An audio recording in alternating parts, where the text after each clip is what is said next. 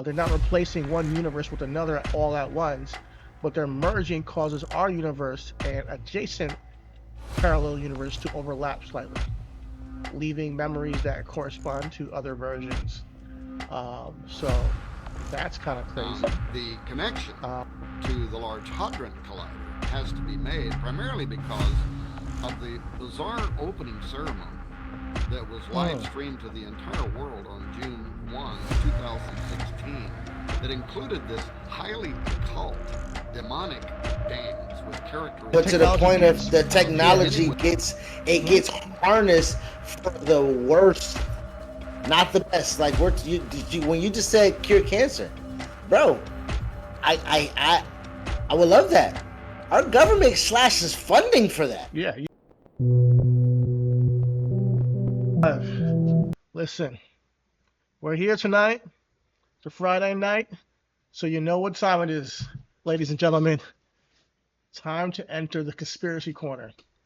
And tonight's conspiracy corner is about CERN, the Large Hadron Collider, a 27-kilometer ring buried 100 meters underground on the Swiss-French border that smashes particles together at 99.9999991% of the speed of light to recreate conditions from a fraction of the second after the Big Bang. Now, they powered it down 3 weeks ago for upgrade that will make the new machine 10 times more powerful, guys. Think about that. 10 times more powerful. And they're already at like 99.99999.1% of the power of the Big Bang. So we got questions on what we as humans are actually playing with. Tonight we're going to tell you what CERN actually is, what they're actually finding, and ask the questions the official explanation does not really answer. Listen, now my guy hit me with some shit that I ain't never heard of before either. And here's what we got for you. Before we get into portals, parallel dimensions, and Shiva statues, CERN invented the internet. Yes, the very exact internet that we are running from right now. Your boy Tim Berners-Lee built the World Wide Web at CERN in 1989. That's a great year, boy, ain't it? My goodness. It's As like an internal 80s, brother. communication tool for scientists, right? So the internet was created as an internal communication. It was Slack. This nigga created Slack, essentially.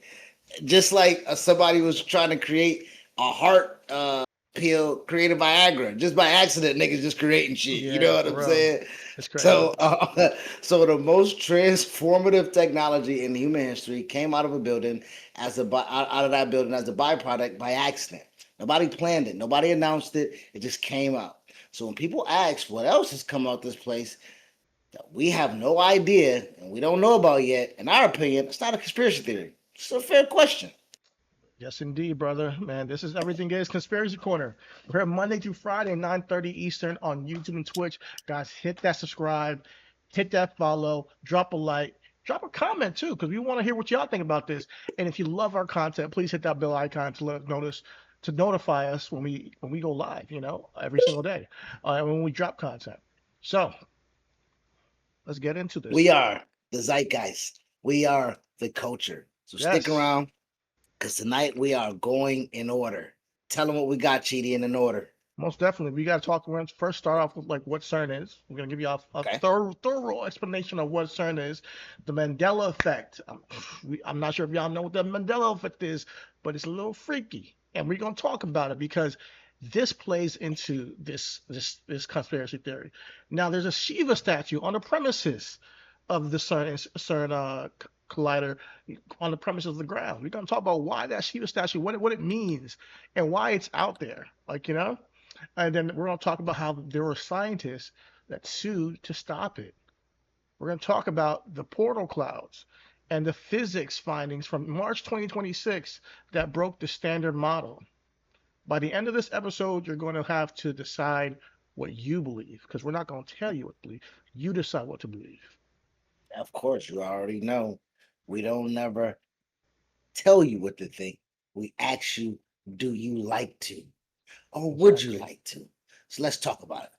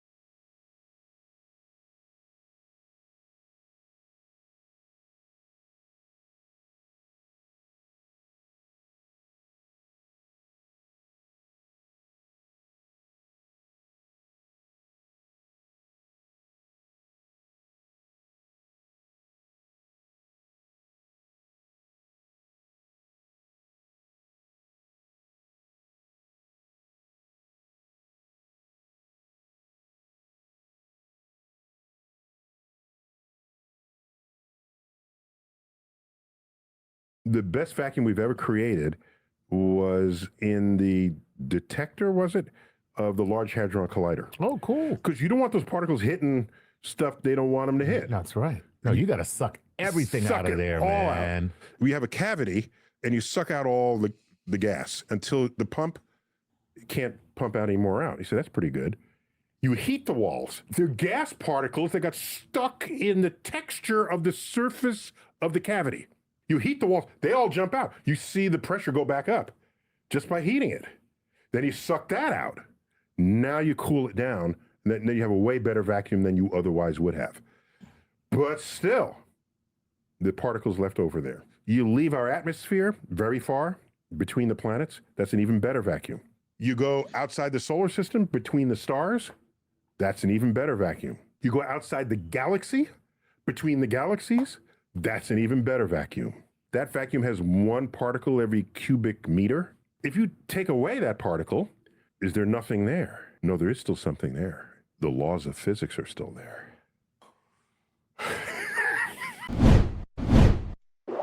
Listen, man. Listen. Sometimes, guys, sometimes reality is stranger than fiction. We are going to dive into a little bit of that, as Chris said, because the reality is, man, as humans kind to always try to find a way to try and play God, they realize that they stumble across certain things that they did not intend to. And I think that's what we're playing with here tonight, is the ways that scientists and curiosity can almost accidentally create a good thing, whether it be the internet, right? Or maybe create something that's harmful as well, you know? So we're gonna get into what this is in a moment. But before we go into that, please hit that like button. We are Everything Is. I am your host, Chidi Bang. I'm here with my tag team partner, Chris the Most High, Joan Willa, Ayatollah himself. Chris, how you feeling tonight? My first time I unplugged the papers on the show. Drink what I told her that's me. So just so I know the name is my name, like my boy Marlo said. You know what I mean? But I'm good, man. We on a Friday night. We made it. Boy, I ain't gonna hold you. We have been pushing it to the limit this week, but it's been good. It's been good, man. We have been asking you guys.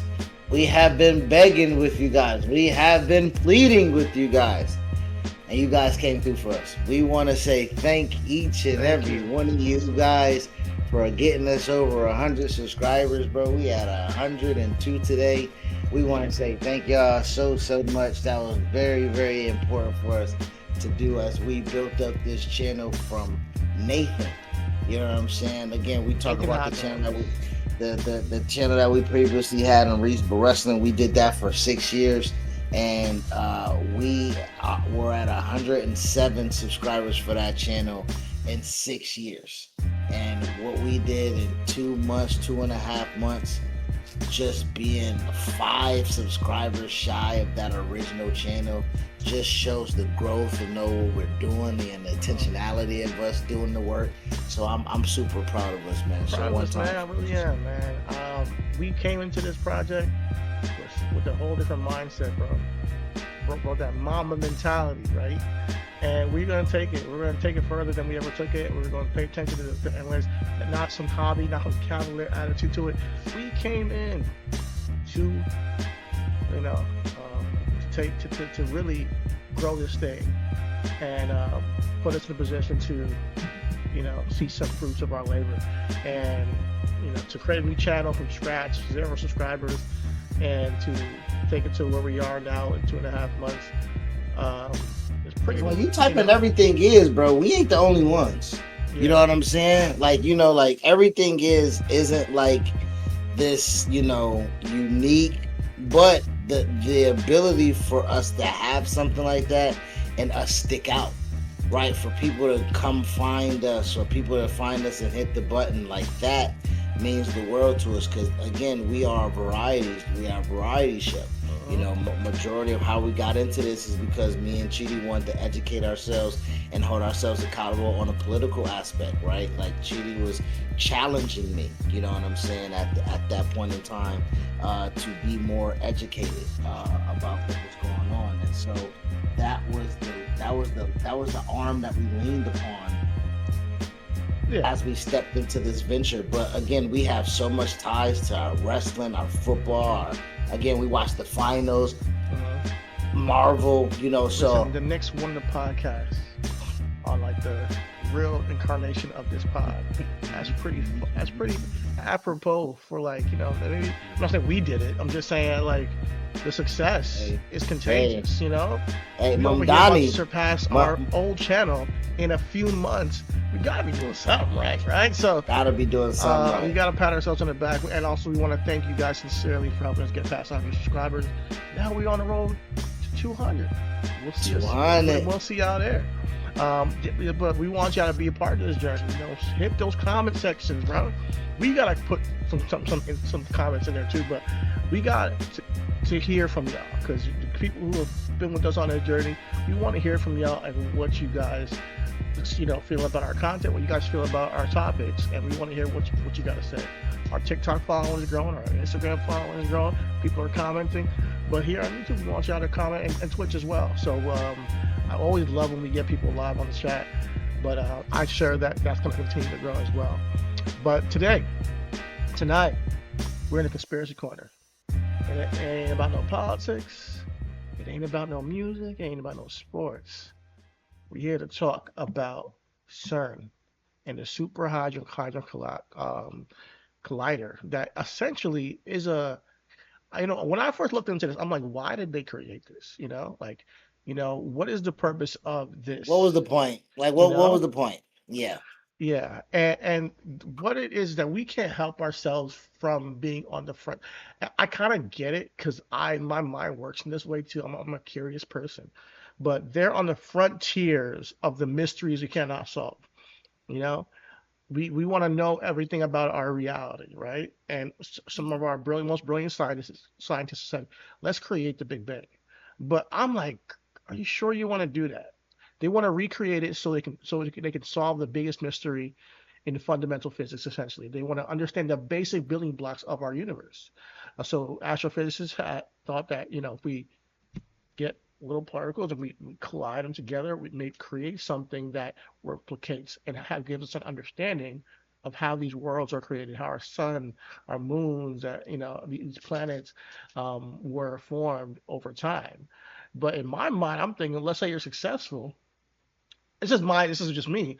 Aren't you creating almost like a pocket universe in a sense? You know, is that a risk? You know, because then you have a little Earth on Earth, you know, or something like that, you know, but or like little stars showing up, you know, in this collider. I don't know what they're trying to do, but the fact that the internet came from this, I really wonder, like, what we do not know, you know. And when we talk about Area 51 in this place, and CERN, and we get so much we get so much little information as we continue to, you know, as they exist. Well, you know? why would we get information about an intergovernmental organization, right? Like, let's be, you know, let's be real about that for a second, right? The reason why we're having these questions because, again, France and Switzerland, their border, Geneva,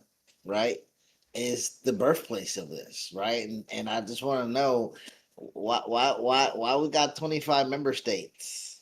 What's going on? What are all of these governments knowing about, right? We talk about the World Wide Web.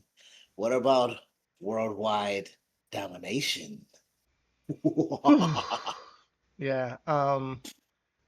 Whenever I talk about these things, because I'm not even personally, I'm not concerned about domination. I'm concerned about existence.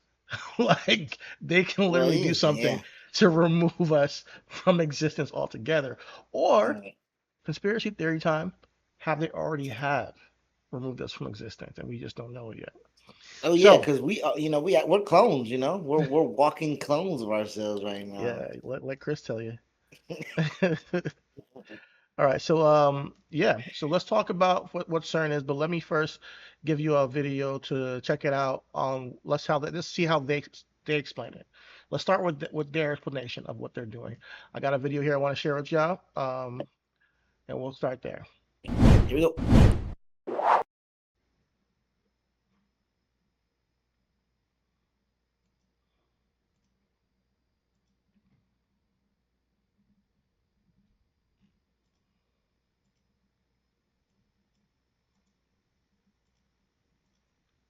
All right, there we go.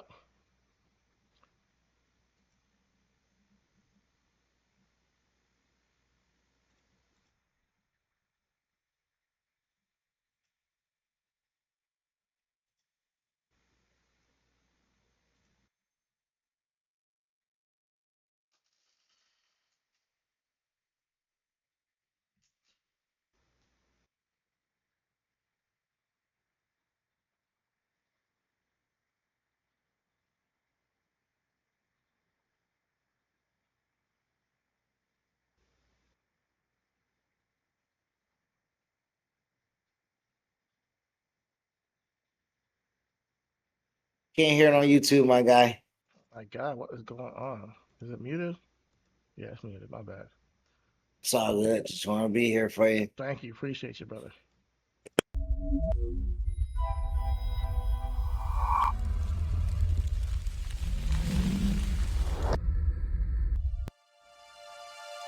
CERN is the world's largest particle physics research laboratory. It covers 6 square kilometers, scattered over 12 sites either side of the Franco-Swiss border near Geneva. In 34 kilometers of tunnels and caverns the size of cathedrals, at over 100 meters underground, CERN hosts facilities for experimental physics. Scientists from all over the world work here in international collaborations to study and understand the mysteries of the universe. Stars, planets, seas, air, humans, everything around us is made of matter. Matter is made of atoms. Atoms are made of electrons orbiting around a nucleus, which in turn is made of protons and neutrons. Inside these, we find quarks. In CERN's newest accelerator, the Large Hadron Collider, particles collide at nearly the speed of light to study the quarks and other particles. Many of these particles only existed in the early universe for a fraction of a second after the Big Bang, when all the energy transformed into matter. In CERN's accelerators, we can recreate conditions that existed just after the Big Bang and shed light on such questions as, why do particles have mass? What is the nature of dark matter in the universe?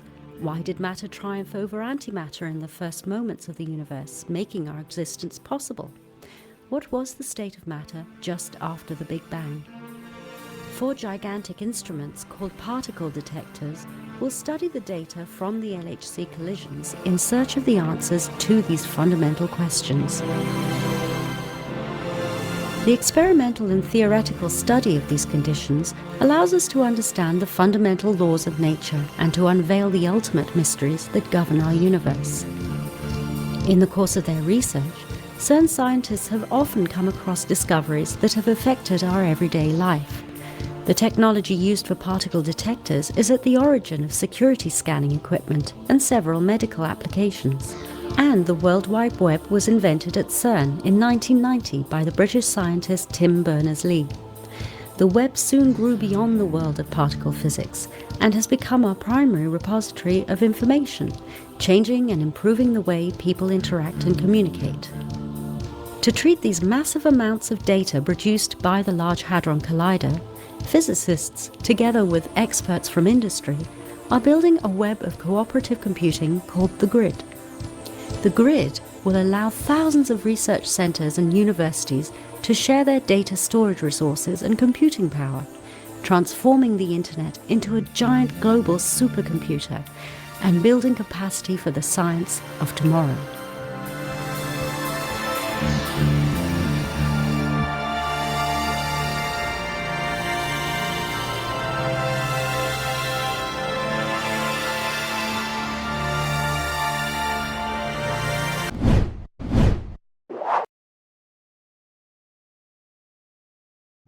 Okay, so that's what they will explain to you. And I think here's what I'll say. I think that the mission to understand the natures of matter, right? And what matter can do. As a guy who's curious myself, I can get that. I can get that. But I do think that some of this can end up being dangerous. And with that being said, there is dangers to what the unknown is, when you're playing with certain things and you're trying to recreate the Big Bang. I watched a video today of Neil deGrasse Tyson talking to Steve Harvey, and they're talking about science versus God, and can they exist in the same place? And Neil deGrasse Tyson made a good point. It's like it depends on what we're talking about here. Like if you're saying that you have this big, you know, tent of God, where you see somebody, frothing at the mouth and they're on the floor, right? And then you say, okay, let's go get the exorcist. Bring the exorcist in. The exorcist does some prayers, wave some things over the person who's frothing in the mouth, shaking, and they're like, okay. Then they stop, and then you're like, oh, okay. Well, clearly they were possessed by the devil. Got the exorcist, and they solved it, and boom, mystery solved. If you rely on the Bible to explain everything, right? But the truth of the matter is, like, over time, we realized that person frothing at the mouth who's on the ground had just had epilepsy, and there's now science behind that to explain that, of what's going on in the brain, and there's medications to help them with that can further help, their experience on Earth and life, and to extend their life. So sometimes it could clash. So me as a person who believes in science, I have also helped my life. I probably would not be here if it wasn't for science. I get the need to be curious and explain things further to better the lives of people. However, when you're going to the limits of what all our existence is, and we're talking about the Big Bang, and you're saying, okay, that's where what created. Okay, you can say, okay, what created Earth? Okay, yeah, there was gas. We're all made of gas particles, and all right, what created those gas particles? Okay, there was the Big Bang. Okay, what created the Big Bang? And people, you can keep going forever because everybody's looking for us to say, okay, God created everything. And then when you get to Big Bang, and you're like, oh, we don't have an answer for that. I get the need for somebody who's a scientist to say, we got to figure out now the answer to the Big Bang.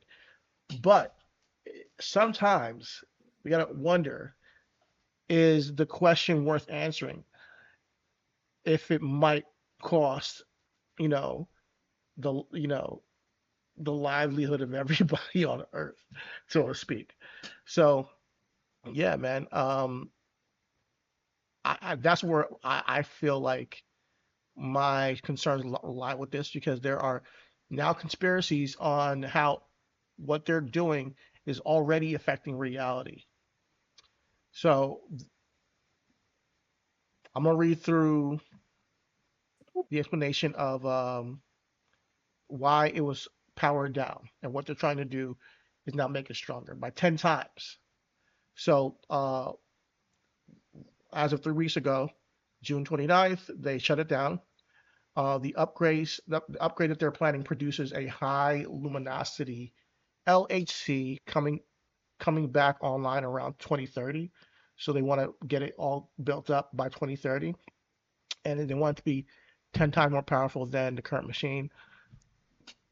Excuse me. CERN's own safety statement on that power level says the universe as a whole produces more than 10 million LHC like experiments per second. If such phenomena were dangerous or destructive, it would contradict what we see. So based on what they're seeing in the galaxy already, they're saying that we can recreate this here, that because it's not as powerful as what we're seeing in the galaxy every second, and it's not causing a crazy amount of damage. So they're saying we like that sentence. I think let's say it again. The universe as a whole produces more than 10 million LHC like experience per second. If such phenomena were dangerous or destructive, it would contradict what we see. That sentence deserves a little bit of pause, because what they're saying is that nothing catastrophic has happened yet. And at this scale, they're not saying nothing catastrophic is possible per se. So they're just saying it hasn't happened yet. And I'm not sure if that doesn't sit right with me yet. And maybe I don't know enough. Maybe I'm ignorant, but that's gonna sit right with me. Well, what I will, I'm here. I'm here for the ignorance. That's my job, folks. Welcome to Conspiracy Corner. My name is Chris, and I am here for the ignorance. All right. So as when my ears perked up, Chidi, when we said year 2030, Yeah. and I said, huh? Because we got our own stuff that we've been talking about. Agenda 2030, brother. 3 years from now, like about Ag- four, ag- four, ag- four. Agenda 2030, bro. This is what's been cited as the Great Reset. That By that who? is well, right now I'm reading things off of isdglobal.org. I'll send you Okay. Most definitely I'll send that send to me. you 'Cause this is uh, conspiracy corner. It's free game here, bro. It's free. It's free game. Yeah. so I'm reading from that, and that came from an article that I gathered from. I said, what are the conspiracies around 2030? Because I remember that. And I remember we was talking about the 15-minute city confinement, right? Where the claim is that urban planning models targeting 2030 goals, which aim to place essential services within 15-minute walk or bike ride, are framed as a plot to trap residents in localized climate lockdowns and restrict travel, right? Essentially, the reality of this, people are saying city planners design a 15-minute concept to reduce pollution, traffic, and commute times with no mechanism or intent for mandatory confinement. Now, again, the reason why I'm bringing that up is because the conversation based off of yesterday, you'll own nothing and be happy, right? Mm, Like that myth, theorists assert that global elitists have an official party to eliminate private ownership by 2030, forcing citizens to rent or lease everything. We're seeing that with our gaming, right? We just talked about that with our housing market, right? I sent you guys the article that and Microsoft is trying to test something, so you boys got to watch an ad to get an hour worth of gaming. Like you have to watch an ad first with Microsoft before you can game for an hour, right? So, another thing, that this is the big thing. Fringe groups argue that public health crisis and global vaccination campaigns were intentionally engineered to collapse national economies, reduce human population, and install tracking microchips under the guise of green economic recovery. Now, this has been fact checked, and international bodies note that Agenda 2030 is a non-binding framework focused on purely on developmental targets like eradicating hunger and improving healthcare, completely separate from pandemic management. Now, I'm bringing all of these things up because as we speak of, if there's smoke, usually there's fire, right? And the only reason why I'm saying that is because when you have something already by the World Economic Forum, and we're talking about right now that there is an intergovernmental organization that's working underground to prepare for the likes of something catastrophic. yeah. Like we're like, we don't know what, but we know that we don't know what it could be, but we know that we've stumbled across things down here. And I'm like, well, that's not something I'm really, game for realistically. You know what I'm saying? Like I'm not really and again, the meetings were held in Switzerland, right? At the time of the initiative announcement, the chair held, he outlined three core components of the initiative: advancing a stakeholder economy, prioritizing fairer outcomes, building a more resilient, equitable, and sustainable economy while using environmental, social, and governance metrics. And the last thing that they wanted to do was harness the innovations of the fourth industrial revolution. So again, like I might want to do a whole episode on this Great Reset thing because it does feel to me like um, there's a lot to dive into, it on is. that alone. But when you like, I get why you say when you think of 2030, and then you talk about the Hydrogen Collider at 2030, and something catastrophic might happen.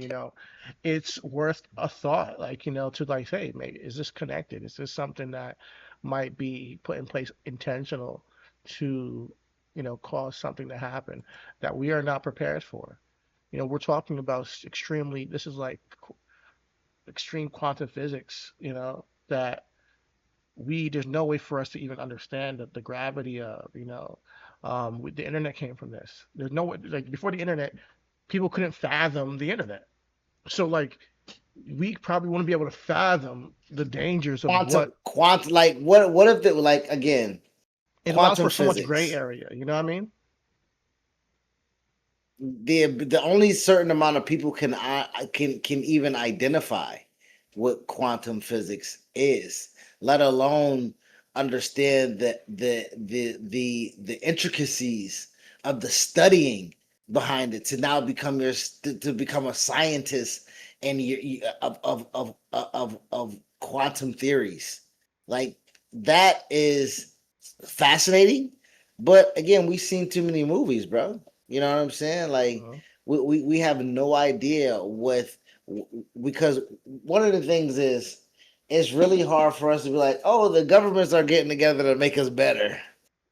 Exactly. It's a little tough. It's a little We underground already portal don't that own nothing, practices right? fucking Big Bang experiments, my guy. Like it's pretty tough to believe that is for our So man, you talk benefit. about ownership and shit. Like that's why I gotta get the fuck out and go to Africa because at least when you buy your house, you own that.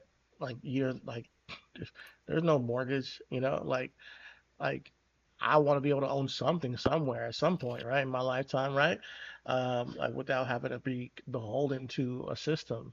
But my whole thing is like, this Great Reset doesn't take into account the continent of Africa as well, and what's talking about the global economy, and can we resist something like that? But when we talk about CERN, there is also this theory when it comes to the Mandela effect. So let's dive into that a little bit. So, Chris, you know the Mandela effect, right? Yeah, man. I mean, I've heard of, I've done, I've been a part of them. I've experienced them. Yeah. You know what I'm saying? So like, but I've never really understood like how can something warp a reality that I know to be a reality. You Yeah, know what I'm man. saying? You have large swaths of people who have a shared reality that, essentially people are all sharing a false memory of something that we swore happened. The name comes across millions of people remembering. It was crazy because millions of people remember Nelson Mandela passing away in the 1980s, but he lived until 2013. Like he lived until 2013. So there's also the most notable ones are the Monopoly Man. Millions of people remember him wearing a monocle, like on his, Why? But that. why would they believe Mandela died? When was that like a big thing? Where I've heard of the Mandela effect. I never knew why it was Yeah, named yeah. after Mandela, but I've grown up not knowing that he was dead. I just knew he was in jail. So Uh-huh. I don't know how that started. Like I don't like you know what I mean. Like I don't even know Yeah. how that began. You know what I mean? That's I learned about crazy. Mandela later on, so I can't tell you. Actually, I was younger when I learned about him, but I didn't think he was dead. But the way people talked about him was like he was a figure that did not, you know, Like he uh, was a historical figure. Like he was a yeah. historical But he lived figure, into not somebody that was still here. 2013. Like, Yeah, damn. Like, so he made it. that nigga lived to see Obama. He Could lived to see Obama. He was older than my dad. My dad didn't, he lived longer than my dad. My dad's, So, yeah, there's a lot of people who remember that, but apparently he lived. We had the Monopoly Man. People remember him having a monocle. There was never a monocle. Darth Vader, Luke, I am your father. We all said that in the 90s. He actually said, "No, I am your father." I don't even know if that's. I don't. no. Yeah, that's what he really said. No, I am your father. Nah, we gotta get George. We gotta get George Lucas on the phone, bro. I don't believe that shit. Niggas is telling us anything, bro. Yeah, man. You got Berenstain Bears. People remember as Berenstein Bears, and I do remember as Nah, Berenstein. I do remember Bearstein. I don't know That's about what. no Bearstain, nigga. Yeah, that's On what me, I nigga, it thought. was Bearstein Bears, nigga. Berenstein Bears. Yeah, you know. So now the connection to CERN is that the theory that particle collisions that they're doing are kind of creating or shifting tiny shifts in the fabric of reality. They're not replacing one universe with another all at once, but their merging causes our universe and adjacent parallel universe to overlap slightly, leaving memories that correspond to other versions. So that's kind of crazy. Reddit response after CERN's last activation. So whenever CERN has an activation, Reddit starts to light up with like Mandela effect theories, and it starts to happen again. So they said so they have this like phrase, let the Mandela effect begin, and CERN was successful with the Large Hadron Collider Run 3, so they start preparing for the possible changes of reality.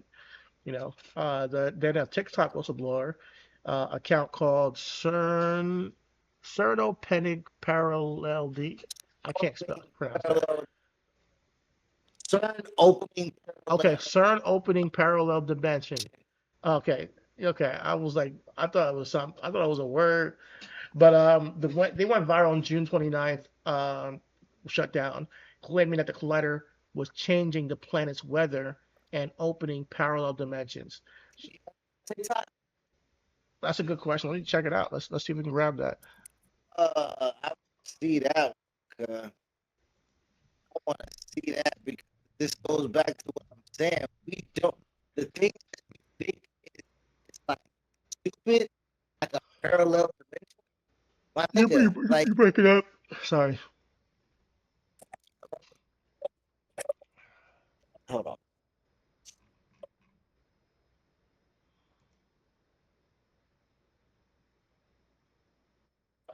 Hello, can you hear me now? Yeah, I can hear you.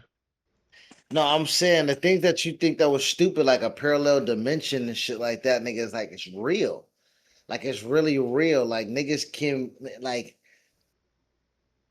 what if it's a council of what if it's a council of reeds in real life? Like That's where the concept comes from, man. what if it's scientists thinking that they're smarter than everybody, my nigga, and they're going into different portals like, hey, yeah, our Earth over here, dumb as a box of bricks, my nigga. We can do anything over here.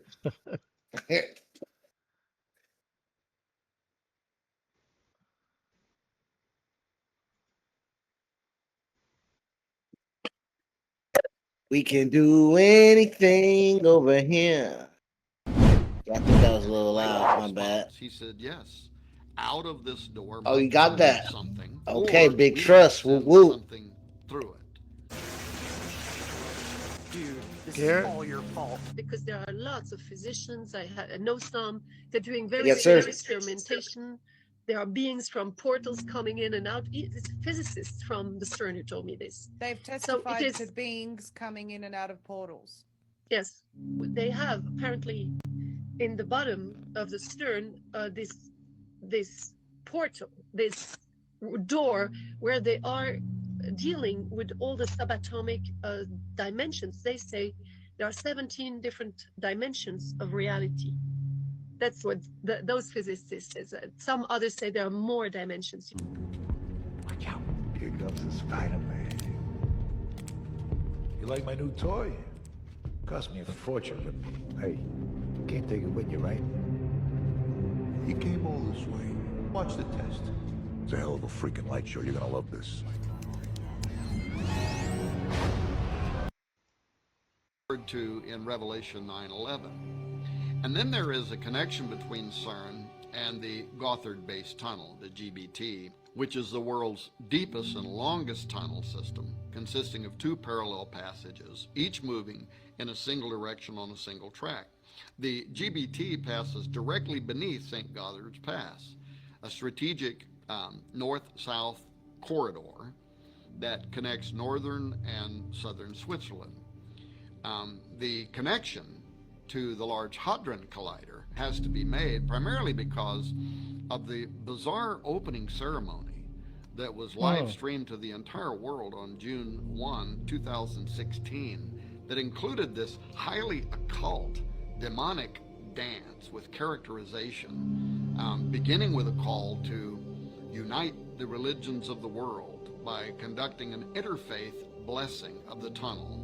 Following the blessing at the statue of St. Barbara, the press, along with visiting dignitaries, also paid tribute to the 9 miners who had lost their lives during construction of the tunnel.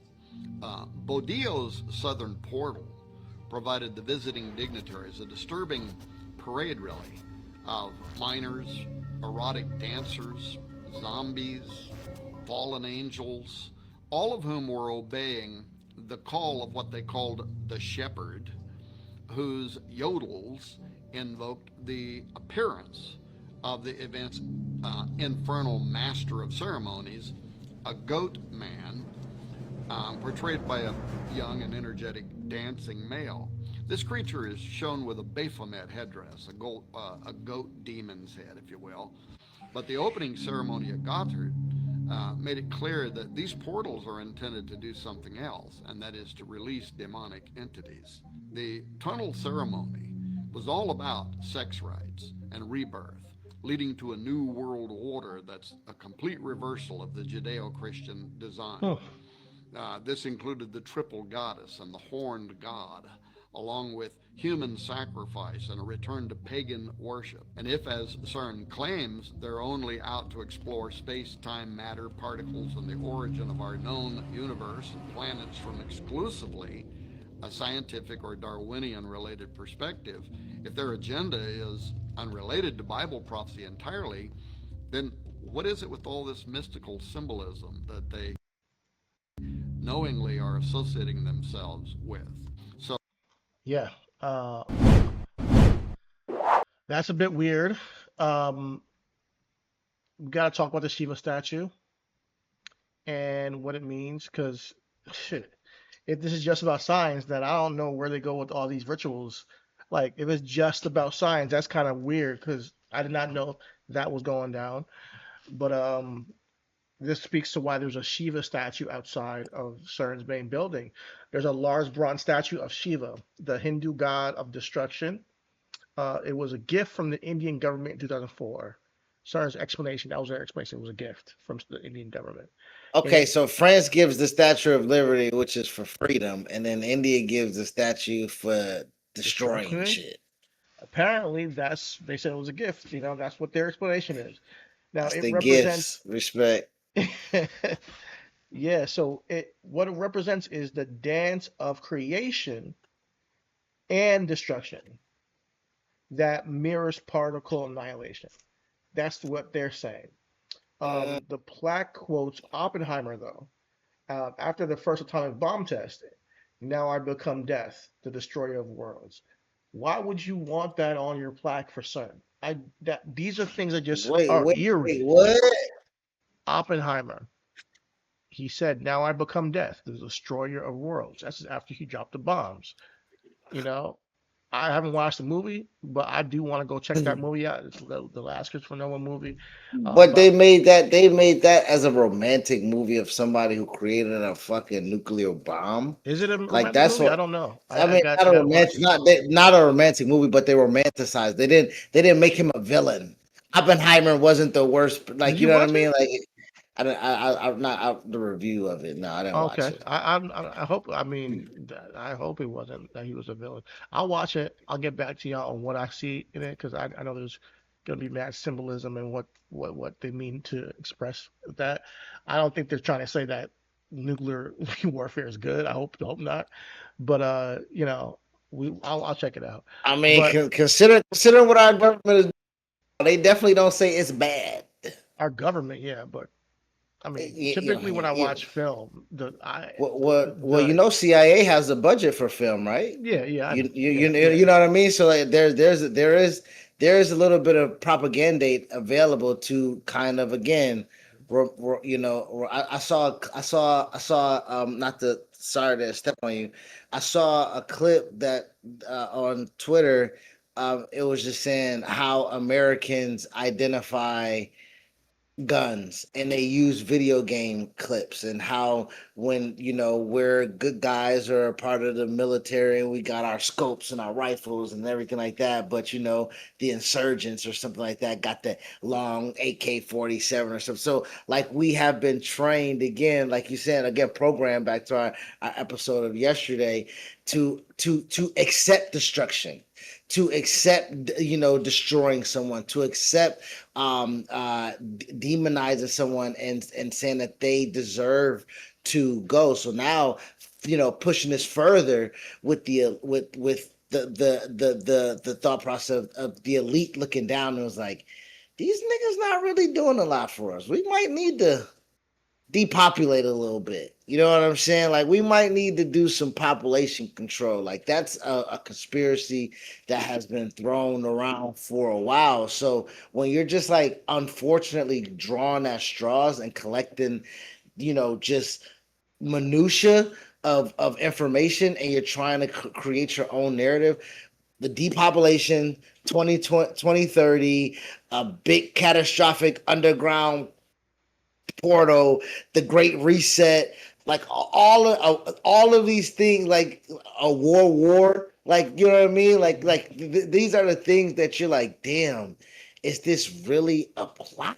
Like, is this really? Are they shifting and shaping our reality into what it is? Because sometimes I feel like we have no control of that. We You know what don't, I'm saying? and I think that it's not a conspiracy at this point. I think they definitely are shaping our reality.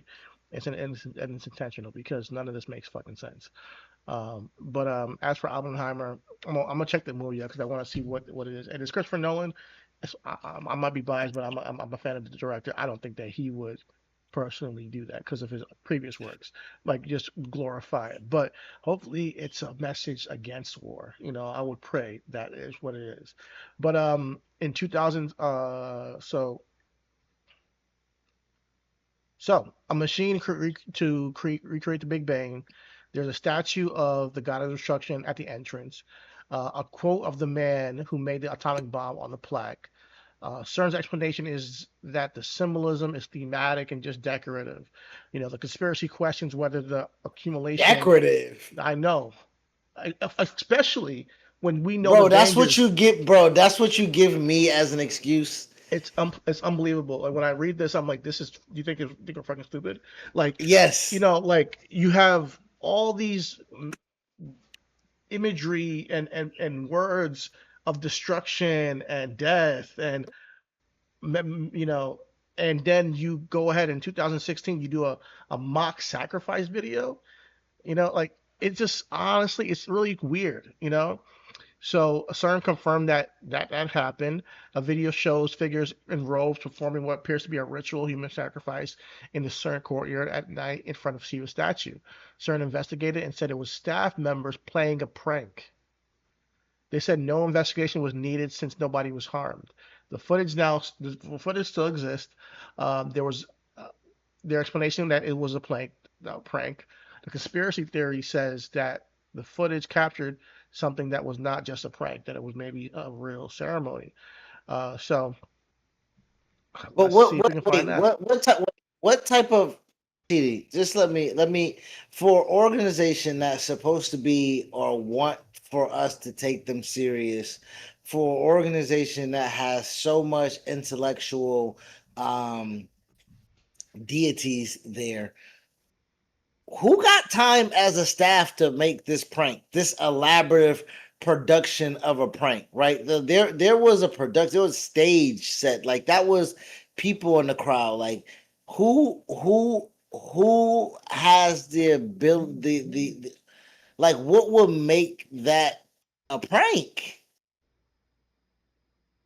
Yeah, and that wasn't even like the ceremony we just watched. This is sometime at night, randomly on a certain premises. So here's what we have here. This is the footage.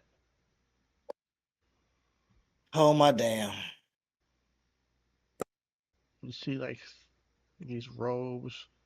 Three hooded. Oh, you got all these people on road. That's not just three. In front of the Shiva statue, by the way.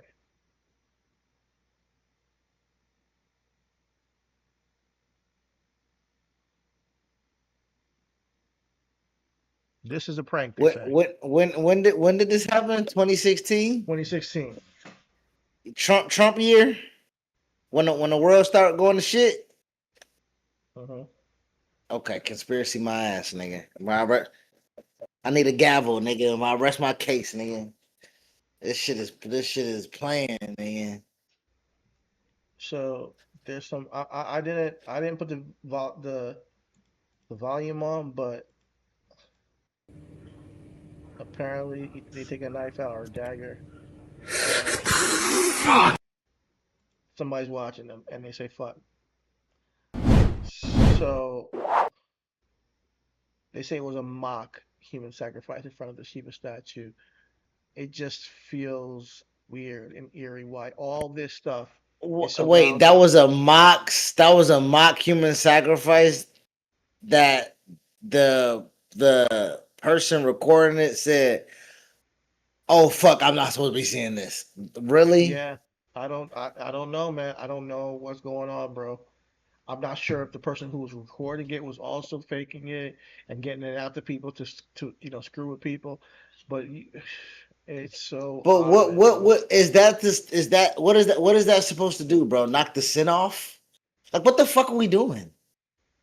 Like what is that supposed to do for the populace of the world to be like, hey, that's weird that they're doing things over there and don't really tell people what they're doing and kind of got carte blanche and it's 1,000 kilometers underground and yada yada yada. Like that's kind of and wait, it's kind of weird that they have this statue from and hey, no disrespect, uh, Indian giver, right? That Indian gave us. Can we get that back?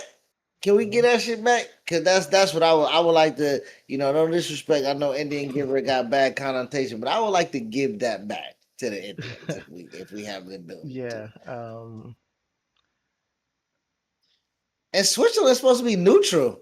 How the fuck they get involved in something like this? Like Switzerland's supposed to be a place that we trust.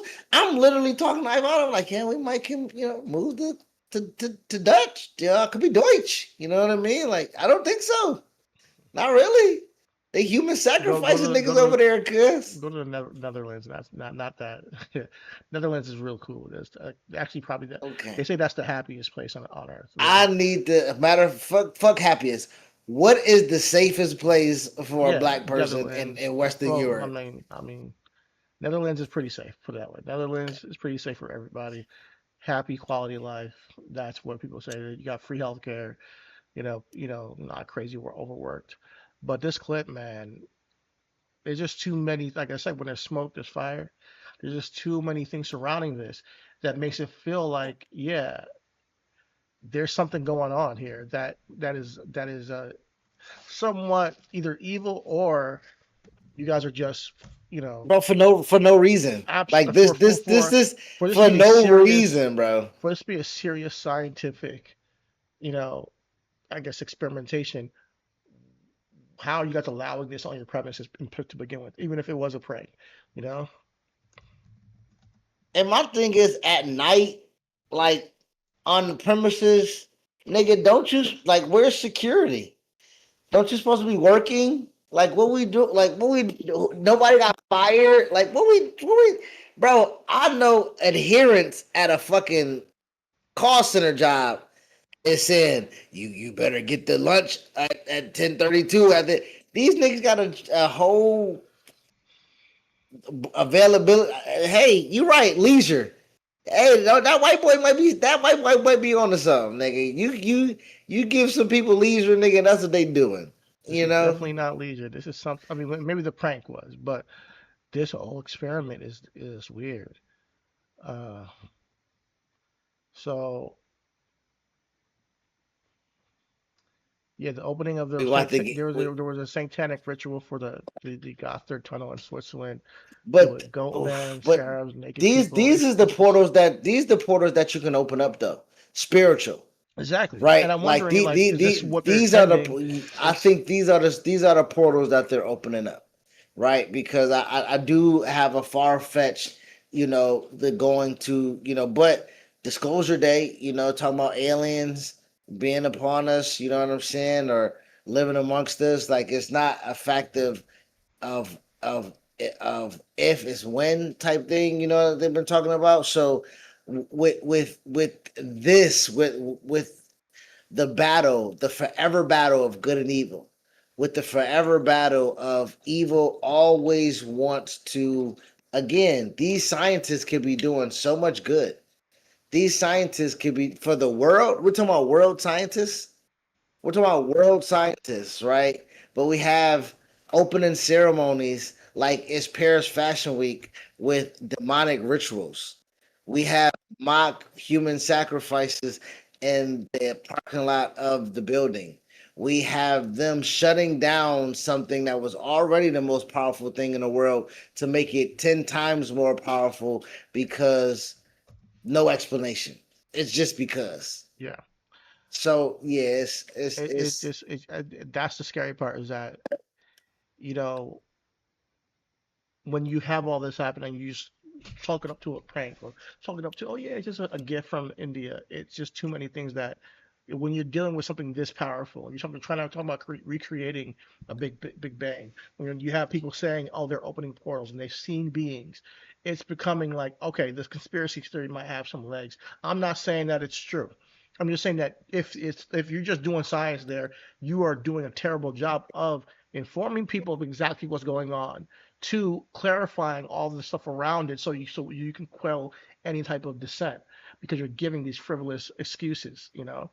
But let's ground this to a little bit more reality at this point because I want to talk about the scientist who took real actions to sue to make this stop. So before the Hadron Collider was first activated in 2008, two scientists filed a lawsuit in federal court in Hawaii to stop CERN from turning it on.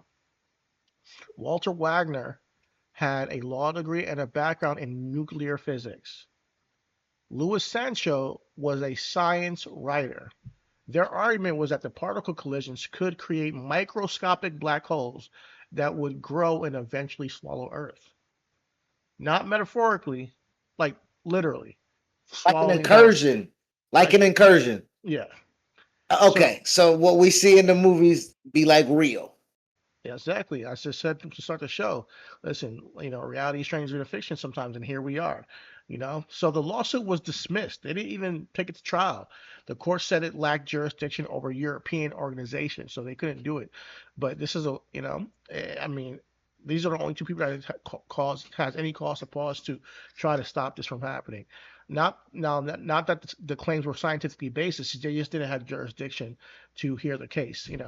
And CERN's defenses, and we mentioned it earlier, is that any micro black holes created would evaporate almost instantly due to Hawking radiation. Hawking radiation is a theoretical process. It has never directly been observed, though.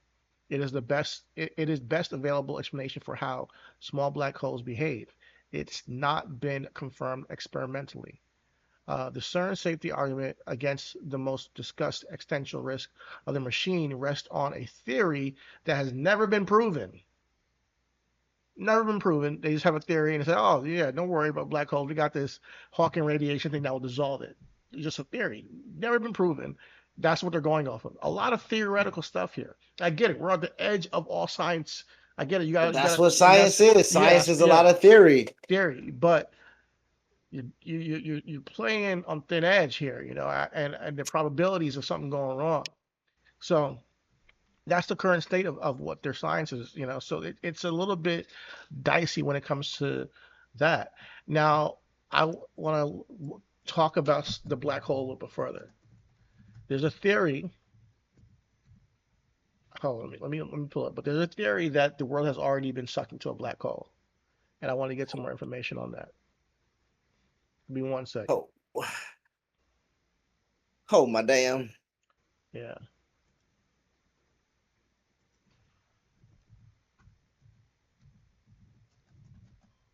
So doomsday is It was like in the past. Like we already did it. I'm We're saying already doomsday's real for us. doomsday has already happened essentially. We are already absolved and we just haven't realized it yet. Because if we were taken into a black hole, you wouldn't realize until like years, well, many years So later. we're in battle world right now. I guess, if you want to put it that way. We're in battle world. Okay. So our guy Neil deGrasse Tyson with some more information. I know he Here we go. astrophysicist, but here's his take on a potentially us being in a black hole.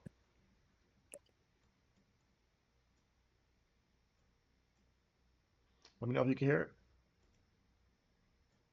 No, I can't even hear it. Might exist inside a black hole? Evidence that our universe might exist inside a black hole? What's up with that? A black hole is a region of space and time where the strength of gravity is so high that light has no path to get out of the object. All paths through space-time curve back in on itself. Normally we think of a hole as a hole in the floor, and you fall through, come out the other side. Except it's a three-dimensional hole. You can fall in any direction. That edge, beyond which there's no return, we call the event horizon. The universe has a horizon too. It is a distance beyond which no information can reach us because the universe isn't old enough for light from anything beyond that horizon to have gotten here yet. Could we be one giant black hole? The average density of matter contained within the size of our cosmic horizon matches right on with what you'd get for a black hole this size. That's intriguing. Maybe it's just a coincidence. What would it mean anyway for us to be inside a black hole? How would that work? Well, it turns out if you run the mathematics of Einstein's general theory of relativity into a black hole, it turns out a whole new space-time opens up on the other side. And you look behind you and the entire future history of the universe unfolds relative to your time frame. And so the universe you came from basically ends and a whole new universe opens up in front of you. Are we that universe that opened up in front of us? Okay, these are mind-bending questions. Well, there's recent research published that suggests that the contents of our universe has sort of a net rotation to it. Well, that'd be kind of weird. So in this study, it observed several hundred galaxies from the best observing directions you can come up with, which is above and below the plane of our Milky Way. A net rotation of spiral galaxies in one direction versus the other. So if you look at spiral galaxies, if half of them sort of rotate like that and the other half rotate the opposite way, then they kind of cancel. But if most of them are rotating in the same sense, in the same direction, then that could hint that there's a net angular momentum of the entire universe. So what did they find? That 2/3 of the spiral galaxies measured rotated in the opposite direction as the Milky Way. So 2/3 is not 100%, but it's certainly more than half. We expect this to just be random. Normally in our lives, we think of something that rotates because some other force set it into motion to do so.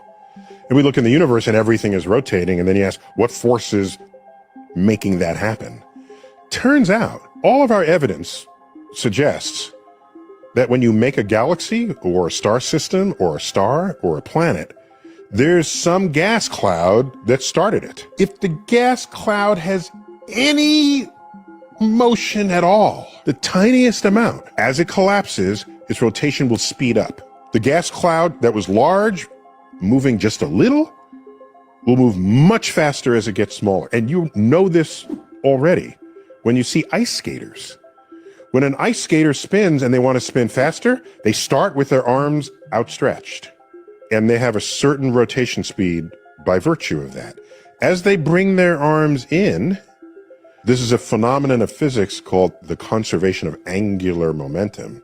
If you start out large, slowly rotating, and now you're half the size, you're going to be rotating twice as fast. If you want 10th the size, you're going to be rotating 10 times as fast. Well, that was linked to the idea that we might be in a black hole. Here's why. There's only two kinds of information you can obtain that are preserved inside that black hole. The mass, the total mass, and the angular momentum. Because anything falling in, if it falls in with a swirl, toilet bowl style, that angular momentum continues into the black hole itself. If there's a net angular momentum of the universe, where did it come from? It's not obvious that would come from a Big Bang, which is an explosion in all directions statistically evenly. What could it be? Could we be a black hole with a net angular momentum of stuff that spiraled into us? So that's where the black hole connects back to whether the universe is rotating.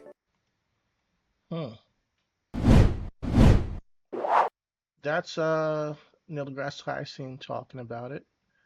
But I want to find another video about our universe being in a black hole, because the theory is that basically we haven't realized it yet.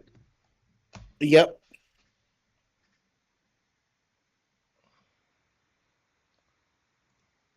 Yeah.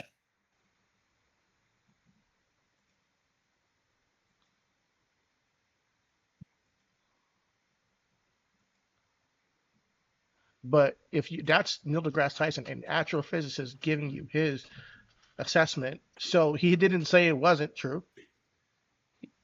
He didn't say it wasn't true. He didn't say it wasn't true. He said that actually more evidence that we are.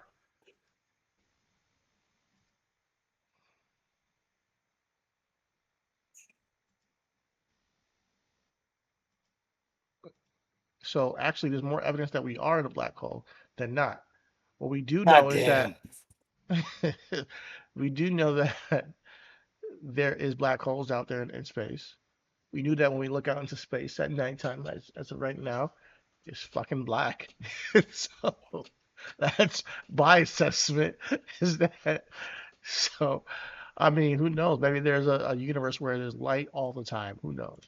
Event horizon of a black hole that hasn't even formed yet, and we could be inside the event horizon of a black hole that hasn't even formed yet, and we would have no way of knowing until it was too late. We can imagine a bunch of photons of light all moving in a sphere towards the center, getting smaller and smaller. Eventually, this perfect sphere of infalling photons would in fact form a black hole. The event horizon would actually start out infinitesimally small and then very quickly grow outwards as the light photons fall inwards. This would happen until the event horizon gets to the same size as the infalling photons. Once the photons cross the event horizon, the horizon will not continue to grow and the black hole will be fully formed. The trouble is, something in this region of space here has no way of knowing that they're about to be in deep trouble, because the event horizon growing on one side of them grows super quickly and can't be seen anyway, and they won't see the photons until the photons cross their path. We could be inside the event horizon of a black hole. So, I say this to say that if you are we can imagine a bunch of and photons of light all moving in a sphere towards the center. I think there is an extreme danger that this presents. Now, we say, okay, boom, like, all right, well, the collisions they're doing are just so small, and they're compared to the things we see out there in space, but theoretically, it shouldn't cause a problem. But now you guys are actively creating a collider that's 10 times more powerful. And I think that these decisions, more than anything, for me, and I know you're gonna be like, well, they're trying to control. It's not gonna happen. They don't gotta explain nothing, and you're right. But theoretically, ideally, these decisions should be way more publicized, way more explained, and way more adjudicated on. It can't just be like, yeah, we're gonna raise the pressure of all this collider 10 times. And this is like a global choice that we should be making rather than just handing it into the hands of very few people who are like, yeah, let's go ahead and do this. Let's shut this thing down, and by 2030 we're gonna get it up and running again and see what's good. What happens? What happens when we do 10 do this 10,000 times more? You know, like it's it's it's kind of how do I put this? It's taking into account. It's almost as if our right to exist on this planet means nothing, and people can make decisions. I mean, we've been seeing it in governments, but now we're seeing it in scientific that could potentially harm everybody, and it doesn't matter. Like at this point, there are avenues where people should be able to have say an agency or sovereignty to say, are you okay with this going on further? And if we're not, it shouldn't happen. There should be some kind of a council or vote or something where societies and civilizations come together and decide on these massive scientific frontiers on how we approach them for risk and while giving the full risk of what's possible and what's not possible, you know, and because we're just trusting people that say, yeah, no, we're going forward full steam ahead, no problem. And I think there's genuinely um, an abortion of people's sovereignty by actively doing this in front of our faces. The thing about doing things in front of our faces is the fact that we have to be able to see what it is. And I think one of the biggest things that they have been able to do is hide things in plain sight, right? And, you know, cause the plausible deniability as to why would, again, we had this conversation up, why would they do that? You know, your biggest thing is like, what would be the purpose of them doing that? Why would they do that? And, you know, that's the thing that, of course, nobody can answer the question why. And then that then shuts down us being able to have the further conversation of, well, let's just extrapolate, like, who cares about the reason why? Let's extrapolate. Do with the evidence or the tea leaves or the thing or the little candy trails that lead you, do you follow it? You know what I'm saying? And sometimes they anticipate you not following the trails. They anticipate you saying, this is too obvious.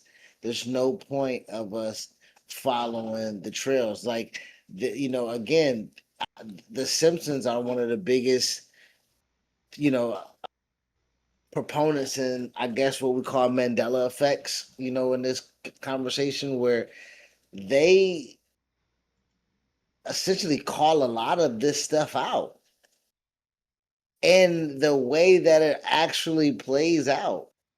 And sometimes you're like, well, how did they have an inkling of that? Like, how did their brain just come up with that? And then my thing is, I know scientists ain't watching The Simpsons just figuring out shit to do because the Simpson writers, you know what I'm saying? Like, I feel like there has to be some intermingling as to like, yo, put this out, see how they respond to it in a cartoon form. You know, they showed the Spider-Man joint with Kingpin, and they put things in forms. Again, a supercomputer. We joke about Jarvis all the time. Nigga, the World Wide Web was Jarvis by accident. Like an all-knowing supercomputer that could dispense information whenever you ask for it, nigga. Like, we can type in and saying, hey, how to get my dick hard? And it'll say, well, what you got? What's wrong with it? You know what I mean? Like, it's a supercomputer.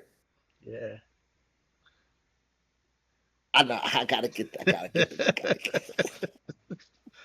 Nah, you're right. Listen, there's a lot we don't know, and I think that's what kind of is the spooky part. Like, for this one specifically, I feel like the question of why would they do it? I don't have much. I don't have that question really. I see why they're doing it almost. I see what the reason they can even say is the reason why they would do it. It's more of like, okay, the risk of this, and what we don't know that you've done thus far, and what we don't know as for the risks that come down the line. Um, Man, let's listen. Let's move on to And of course, another. I got to question it, No, go nigga. ahead. Of course, I gotta. Of course, I gotta. No, no, but not. But my thing is, us. You said why would it? Why would they? Why would they do it? We don't have that, and we said we know that they're doing it. The explanation of them giving it to us makes us be like, oh, y'all definitely doing something that we. You know what I'm saying? Like there is no throwing us off the scent. Realistically, you know what I'm saying? Like there is no like how they used to say it smell like something here, so you gotta spray. You know what I'm saying? Niggas like walk into the funk. Nigga, you know what it is. It just went down in here. It stank. It smelled like it. And I'm really not too sure if I'm down with that. Like, nigga, spray some Febreze. Let me not know you just walked in and it smelled funky in here because y'all was in here fucking. You know what I'm saying? Like they not even giving us excuse. Like, yo, why is stinking here? I don't know shit. You just walked in here, is it your shoes? Like, Yeah, what? yeah, yeah. It's Like, what are you talking about, nigga? No, like I a don't have loss. the, I didn't even walk in the house with my shoes, nigga. Yo, house stink. Like, what are we talking about? Like, y'all don't even spray no perfume, no cologne, no Lysol, no nothing. The Mhm. excuse y'all give me is like, maybe it's your nose. Um, like I said when we started, like the the answer to for me, why would they do this is to explore the realities of this world and the physics of this world. But when you see everything else that's coming along with, like I said, the rituals, the sacrifice that went down, the people saying that they've contacted different dimensions. It's a little bit jarring, and then also the lack of full transparency as to what is the dangers of this. I'm gonna share a Or video the with or the benefits. Or give me the benefits. well, Like, we got niggas the don't even internet. give. We wouldn't be able to do this podcast if they weren't doing this stuff. So clearly, we've Bro, but learned other we things that we passed that. We 37 years past the internet. What y'all niggas doing with this massive energy producer LHC got, like, nigga, Mhm. they walking around with Mojo Jojo guns, nigga. Like, you know what I'm saying? Like, nigga, like evaporating earths type shit. Like, we don't know what the niggas doing down there. Yeah, we don't know. We don't know. We don't know. It's kind of crazy. It's kind of crazy. There's another video I want to share with y'all. Professor James, we haven't seen him in a while, but he's talking about CERN and the potential of portal realities. Let me put the volume I'm up. studying particle physics. Who cares?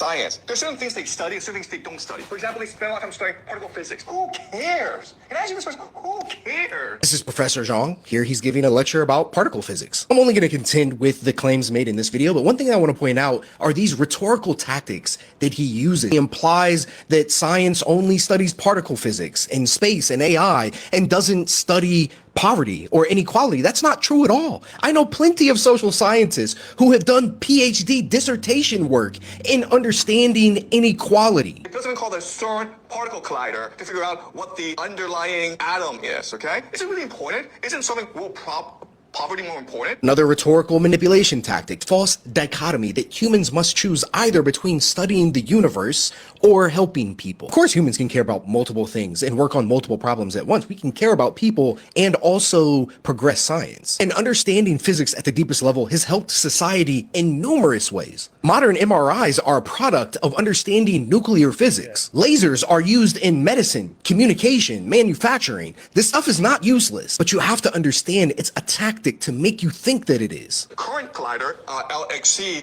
in Switzerland, and now they're going to build a bigger one. You see how big it is, right? What are they trying to do here? Are they really trying to figure out particle physics? Maybe, maybe not. He's implying something sinister, but there's no evidence for anything. What are they trying to do with the particle accelerator? Study particles? Maybe, maybe not. It's not an argument. It's a fake mystery. CERN is very open about what the Large Hadron Collider is for. They're studying fundamental particles and forces, how matter behaves at the smallest scales, and questions about the early universe. There are thousands of publicly available peer-reviewed journal articles that you can read today right now if you want. There's not a mystery here, but he's making you feel like there is. Now people are saying, is it possible the CERN particle accelerator is trying to bring in these interdimensional demons to our world to conquer us, to enslave us? That would make a lot more sense in particle physics, okay, guys? There you go. That's the big reveal. Now you're primed to believe in the demon portals. The fucking plot from Doom. Rip open a portal to another dimension. In come the demons to enslave humanity. What he's alluding to here, accelerate particles to close to the speed of light, slam them into each other, and see what happens. And the idea that that could rip a hole into our space-time is absurd. It's not physics. Cosmic rays from outer space slam into our atmosphere on Earth with much higher energy levels in any particle collider. And they've been doing this for billions of years. So if high energy collisions opened interdimensional demon portals, this would have happened naturally long time ago. It's not just that what he's saying is factually wrong. Once somebody starts implying hidden motives with absolutely no evidence, this is no longer skepticism. It's no longer critical thinking. This is just conspiracy rhetoric presented in a way that sounds intellectual.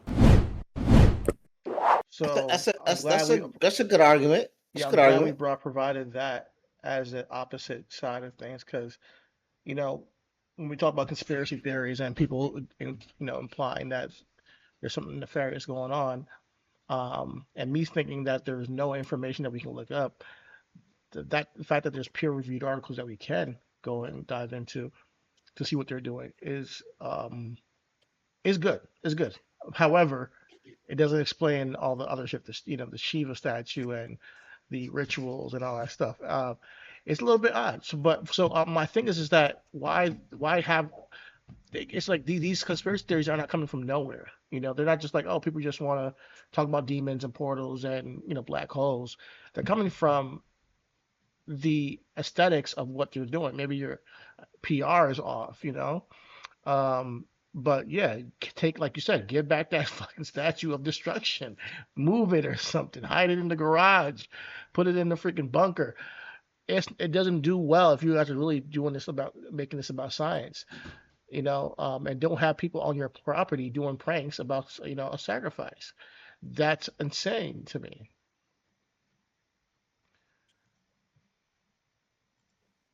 I have no words, man. This is every time we come here with stuff, man, our show structure says that as we continue to go through this, it's supposed to be heavier, not louder. So I'm gonna take that approach. And again, Okay. something so powerful coming back with no rhyme or reason of why it was offline to begin with. The journals that they're keeping, is it going to be truth telling? Is it going to be forthright? What are they fixing? What are they trying to what is the preparation for 2030? Can they explain what the catastrophes may be? As they make this great claim that their plan is to their plan, in their words, is we're determined to end poverty and hunger in all forms and dimensions, and to ensure that all human beings can fulfill their potential and dignity and equality and in a healthy environment. Well, how does that, does this, to the professor's point, are they doing this to prevent world poverty? You know what I'm saying? Is this energy going to be able to give, electricity to those in Africa or those in Congo? Like, is this going to be something that is electricity and internet for all? You know what I mean? Like, Well, we are already know that we should be moving towards solar and nuclear energy, and we can't even get that passed on a governmental level. Like we already know what can help with energy in this world, and we just don't do it. This is, I guess, because the they newer controlling frontier. the sun, nigga. They don't want us to have the motherfucking solar panels, nigga. They want us on the grid, They don't want nigga. to even share the moon. They want to go up there and start colonizing the moon. This is crazy how people think. But yeah, let me move on with our conversation, and let's talk about how the standard model is currently breaking. So scientists now are working at the LHC, sorry, let me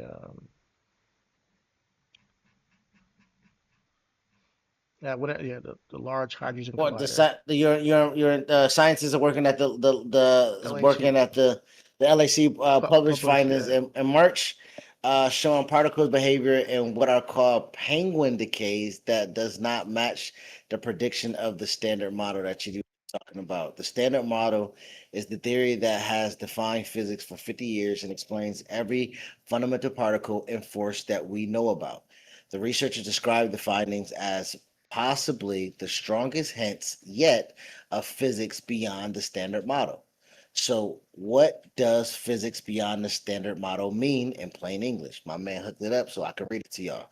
It means there are forces or particles operating in our universe that current physics cannot explain and has not yet been identified. So, let me run that sentence right back to y'all. The standard model in plain English means there are forces or particles operating in our universe that current physics cannot explain and has not yet been identified. So, when they're saying researchers are finding that the strongest hints yet beyond the standard model, yeah. So what the fuck is that? yeah, man. So basically, the best description that human science up to this point has ever produced does not account for what CERN is finding in its own experiments. So, like, hey, listen, I don't want to be spooked out. I don't want to be considered doom is gloom because we've learned and we've grown and science has, like we said, MRIs comes from CERN, and that kind of technology has come from CERN. So their technology has helped advance technology in other avenues. So for what I don't want to, I'll put it this way, part of me is like, keep going because I like science, I like technology, I like seeing things advance and finding new ways to solve problems. And if it's a byproduct of you finding out what can be done with particles and then learning new elements, learning new ways of explaining matter, and then from there helping people solve things like curing cancer or how to, I don't know, levitate, how to teleport. These are the things that my brain goes to, like, wow, if we figured out how to make a way to teleport, we don't have to freaking you know drive into work, we can just teleport into work because of what CERN did. That will change the world, right? I do. Not if we or watch or see Marvel my movie, or going not to if we see my watch Marvel friend. movies and they hoard those, right? We saw the right the our first introduction to Wanda Maximoff. She's in a cage or boxed in, because to your point, I'm not saying people are mutants. I'm not saying people have Yeah. special No, abilities, you're but right. The to the technology point of gets, the yeah. technology Hmm. gets harnessed for the worst, not the best. Like when you just said cure cancer, bro. I I I I would love that. Our government slashes funding for that. Yeah, yeah, So 100%. Hmm. even Yeah, if our world has figured it finds out, that will it technology, be able we to be won't even used? get Yeah, it. no, so that's me on one side of my brain thinking about it from a scientific frontier perspective. But when I switch to the other side of, hey, the like you're getting at, is the nefarious ways that things can be hoarded and used against the populace. And maybe we shouldn't give this information to these governments, and maybe we shouldn't even explore certain things because we don't know what we're dealing with. I wonder if that is worth it, for the technology advances that are possible. So like now, so CERN is operating the most powerful machine in human history right now. Their primary safety arguments rest on theories that have never been observed. Their finding results their own physics cannot explain, and they're building a machine 10 times more powerful that comes online in 2030. All of this is happening in a building with a statue of God of destruction at the entrance, where staff members apparently performed a mock human sacrifice in the courtyard in 2016 and called it a prank. So I'm not going to tell you what to think about that, guys. You take that and believe what you may. But there is so much surrounding that statement that is potential for things to not go well. I'm just going to put it that way. Yeah. Again, the biggest thing that I want people to just understand with what we just said right now, possibly the strongest hint of physics beyond the standard model, while understanding the standard model already has things in it niggas can't answer for. So creating something 10 times more where niggas think they got the answers to it is a little, it's a little, like. Now, it's definitely questionable. We got to question it for sure. Now, as we always do on this pod, we always got to talk about who owns what, or where the money reside? Where the money reside? Where the money reside? Exactly.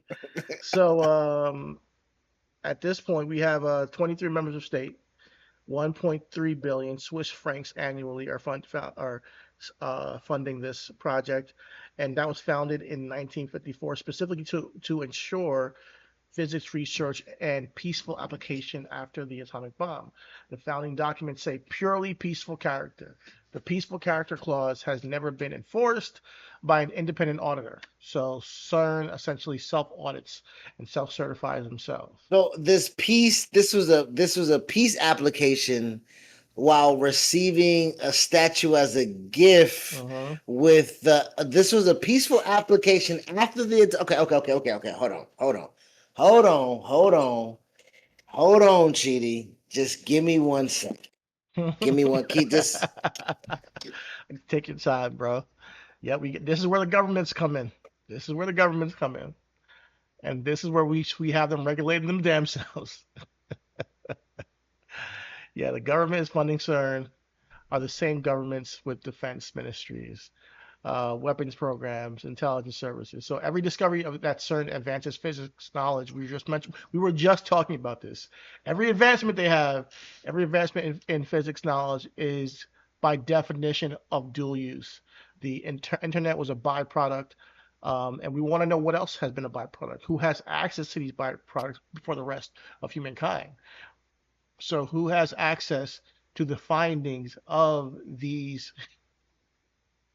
Who has access to the findings built by CERN, or the byproducts of what CERN actually uncovers when it comes to physics and science and what we can do? Like we were just mentioning, if CERN does something that, like a lot of people say that all the things we see on these movies have already been created and somebody has it somewhere we know. Like you said, they can hoard it, right? If we have governments that have put billions into this and it's 23 states, and then we say, y'all, you gotta be good. Be good. You got a good behavior clause. We'll give you money. We'll make sure you're funded, but you got to make sure you're good. But we have no independent auditor. We have no independent people to audit this, and you got let CERN just self-certify themselves. Then one, secrets can be withheld. We have no clue what's going on. Two, if there is something they make a discovery of, you are now giving it into the hands of governments that are obviously creating the world we see already, which I think, in my opinion, the where we are right now, we're on the verge of like world war in a sense. So do you want to give the ability to, vaporize people, like you said, have these men in black guns and like, you know, do you want to give that to the government? Do you want to, the ability to teleport and, instead of like flying a plane, you just teleport a bomb on somebody and say, oh, we don't know what happened to them, or the ability to just like mind control. I don't know. There's so many different things that we don't know because we're on the precipice of society, precipice of science and human creation. Once you understand physics and matter, you can create reality, bro. And that's the dangers that we have faced with CERN. And I think, to me, we can like trust those publications they put out, or we can look at the facts of where the money's coming from, like you're saying, and say, oh, wait a minute. No way, no, there's no way that we're gonna get a full understanding of this, because there's no one, they're self-auditing themselves, then it goes to the government's, observation. So, as I put my tinfoil hat on, Chidi, right? And it's not the best, but I just want to let you guys let me land something real quick, right? So, as you just said, mind control. Our very first episode was MK Ultra, right? Now, when we talked about MK Ultra, didn't we say that the United States CIA bought the world supply of LSD? Do you remember which country they bought that from, Chidi? Was it Switzerland? It was motherfucking Switzerland. Wow. So the creator of the psychedelic properties that were discovered in Switzerland in 1938, where they was first created, and the properties that were discovered right there was in 1943. We're talking about 11 years later, we're creating something where, again, we just talked about MK Ultra is slothing at the mouth because they have so much more of opportunity to control the minds where they don't even need drugs. They don't need drugs. And again, we talk about the people that created the internet. We're talking about the people that now have created the mind rot. We're talking about the people who now created the place that we don't have to go to libraries and look things up. We're talking about the people that now have created the propaganda state that we live in. Like, we're talking about a whole bunch of dot connecting. And the final point here is that they operate in autonomy, right? Where nobody questions them. Nobody, and just like the CIA, right? At one point in time, they had a blank check to operate with carte blanche. These people have the ability to experiment with the worlds that we're talking about, intergovernmental organization right now, that are experimenting with the world's largest power source, essentially, right? Where they shut it down to give it a little bit of system upgrade. Yeah, 10 times more powerful, man. The world's most powerful machine created. It's a huge ass tunnel. And we are now in a time where, we just gotta wait and see what happens.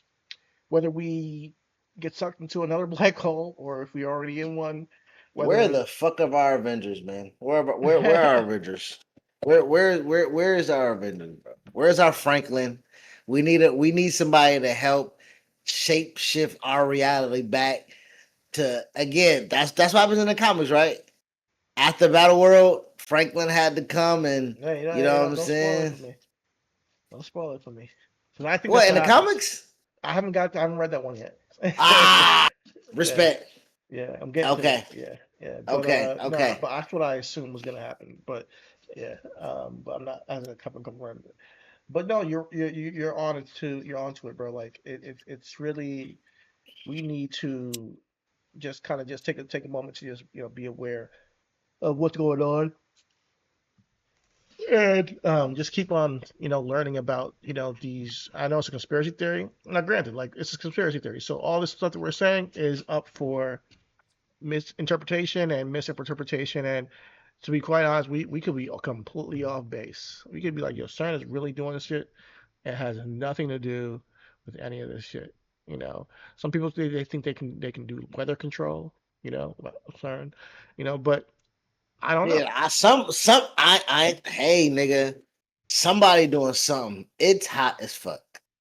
I'm baking down here, cuz. I ain't gonna hold you, bro. It's hot as a motherfucker. And they cutting down all the trees, so we ain't got no real deal. You know what I'm saying? Like it's hot. It's hot. It's like somebody is controlling the clouds and move it to the right a little bit off the sun. You know what I'm saying? Yeah, Turn I turn mean, they turn the heat say up a little bit. Man, global it's warming, and you're in hot as Florida, hell, bro. boy. So you feeling it? Hey, I'm down here in Florida where niggas do not believe in it. So yeah, Yeah. you should see the white people that be getting burnt up here, cause just skin bubbling from being hard boiled in this bitch. Cause respect to them. Give me 1 second. We want to give you the 25 member states that contribute to CERN. 1 second. Oh, So we have that's what you want. I got. Go ahead. You got it. I've yeah. been So we sitting on got that. we've been sitting on that. Austria. We got Belgium. We got Yep. Bulgaria. Yep. Macha. Czech Republic, Denmark, Estonia, Finland, France, Germany, Greece, Hungary, Israel, the only member located outside of Europe, Yes, Italy, yes. Netherlands, Norway, Poland, Portugal, Romania, Serbia, Republic, Slovenia is just submitted as a 25th member, Spain, Sweden, Switzerland, and the United Kingdom. So they band together and they contribute money alongside, alongside of financial support. They contribute members, non-member states. And they say they do some major private philanthropic donations as well. But yeah, the core contributions are the size of each country's annual financial contribution is calculated based on its GDP. The largest funding shares come from major European countries like Germany, United Kingdom, and France. Includes 25 nations, as I just mentioned. Uh, and countries like the United States contribute through specific federal research bodies such as the U.S. Department of Energy, Office of Science, and National Science Foundation to support joint technological and particle physics experiments. CERN has integrated public-private funding models, securing a historic 1 billion pledge from private philanthropic groups, including the Breakthrough Prize Foundation and the Eric and Wendy Schmidt Fund for Strategic Innovation, dedicated toward future large-scale accelerations like the Future Circular Collider. I don't know if there's just so much mystery. I wish I can give y'all more. I really do. I wish I could take another day to. I mean, you know what? I might do another CERN episode in like a year or maybe in a couple of months because I want to know motivations behind that. Like, what are the motivations behind the people that are funding this? Like, if I have a foundation and I have a couple of $1 billion and I want to give $1 billion to CERN, for what? Why? What am I trying to get out of that? Or just saying, hey man, I like science. I just like particles. Like, there's always when we follow the money, there's always a reason for it, and I want to know if I can put like right now as I talk, I can't put my finger on it, but I need to do my research, and we'll do a CERN episode part 2 where I can kind of tie more of this together and give y'all more information as this continues. Maybe as we get towards closer to 2030, I'll have more information and on what they're building as well and how it's being built.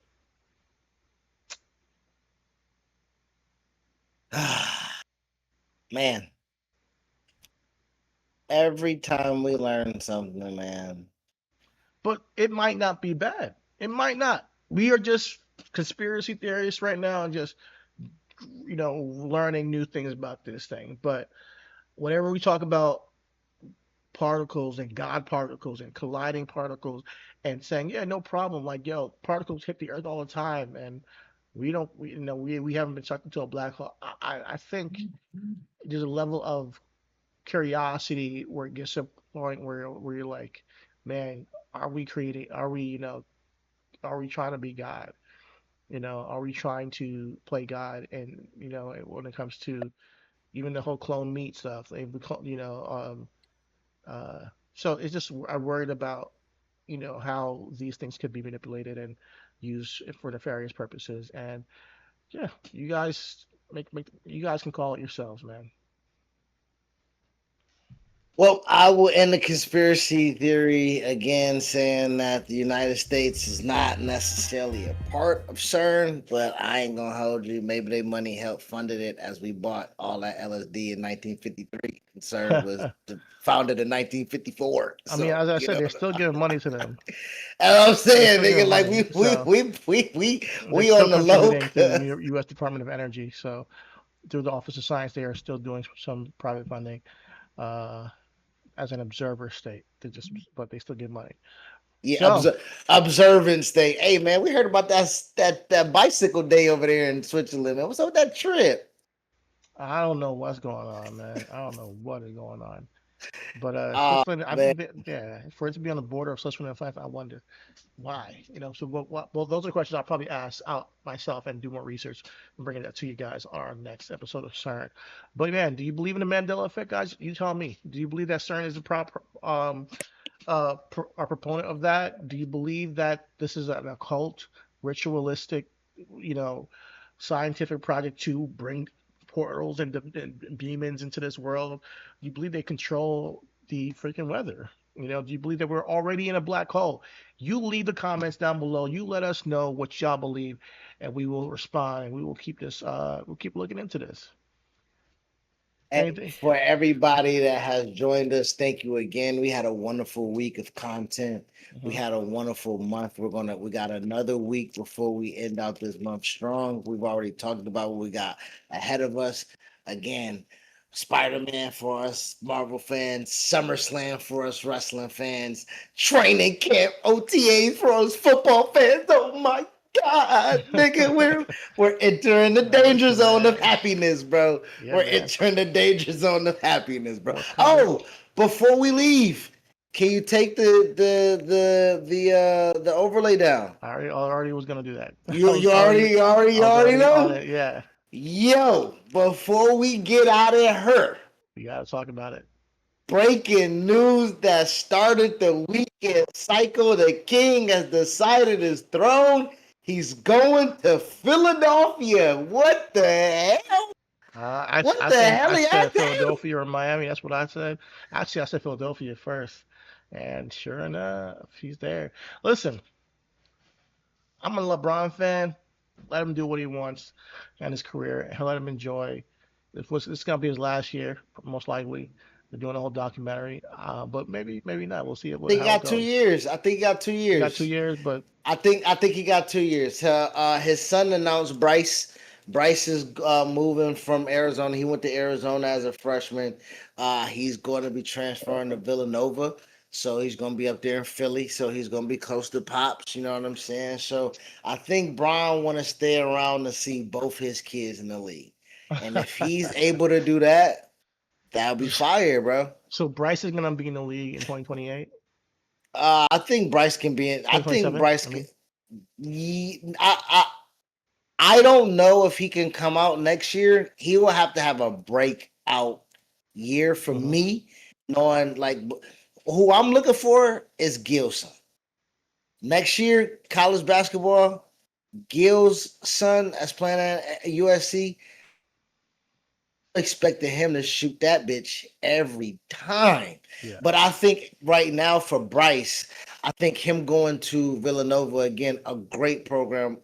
Bronson Burner, he's from Villanova. Josh Hart, Michael Bridges, Dante DiVincenzo. You learn how to play the game the right way up there at Villanova. It's an organizational, it's a prestigious type basketball of thing. organization at this point. Yeah. And I think Bryce 6'6". I Yeah, think he's Bryce tall. tall. I think Bryce taller than Bronny. So Bryce learning the fundamentals, learning how to play the game with his size. If he can think the game, yeah, nigga, he could. How tall is Bronny, by the way? Get some chick. I think Bronny's 6'2", 6'3". Still pretty tall.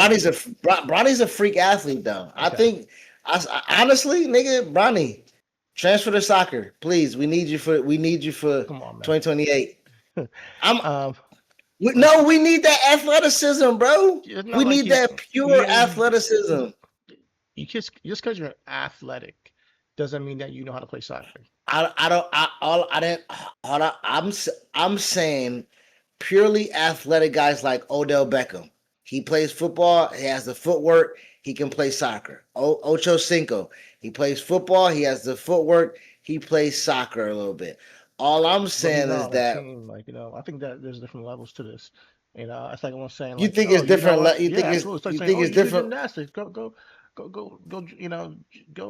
world class athleticism is world class athleticism, though. I think if Bronny wanted to make the switch and dedicate himself and give himself 4 years, he can make the World Cup team.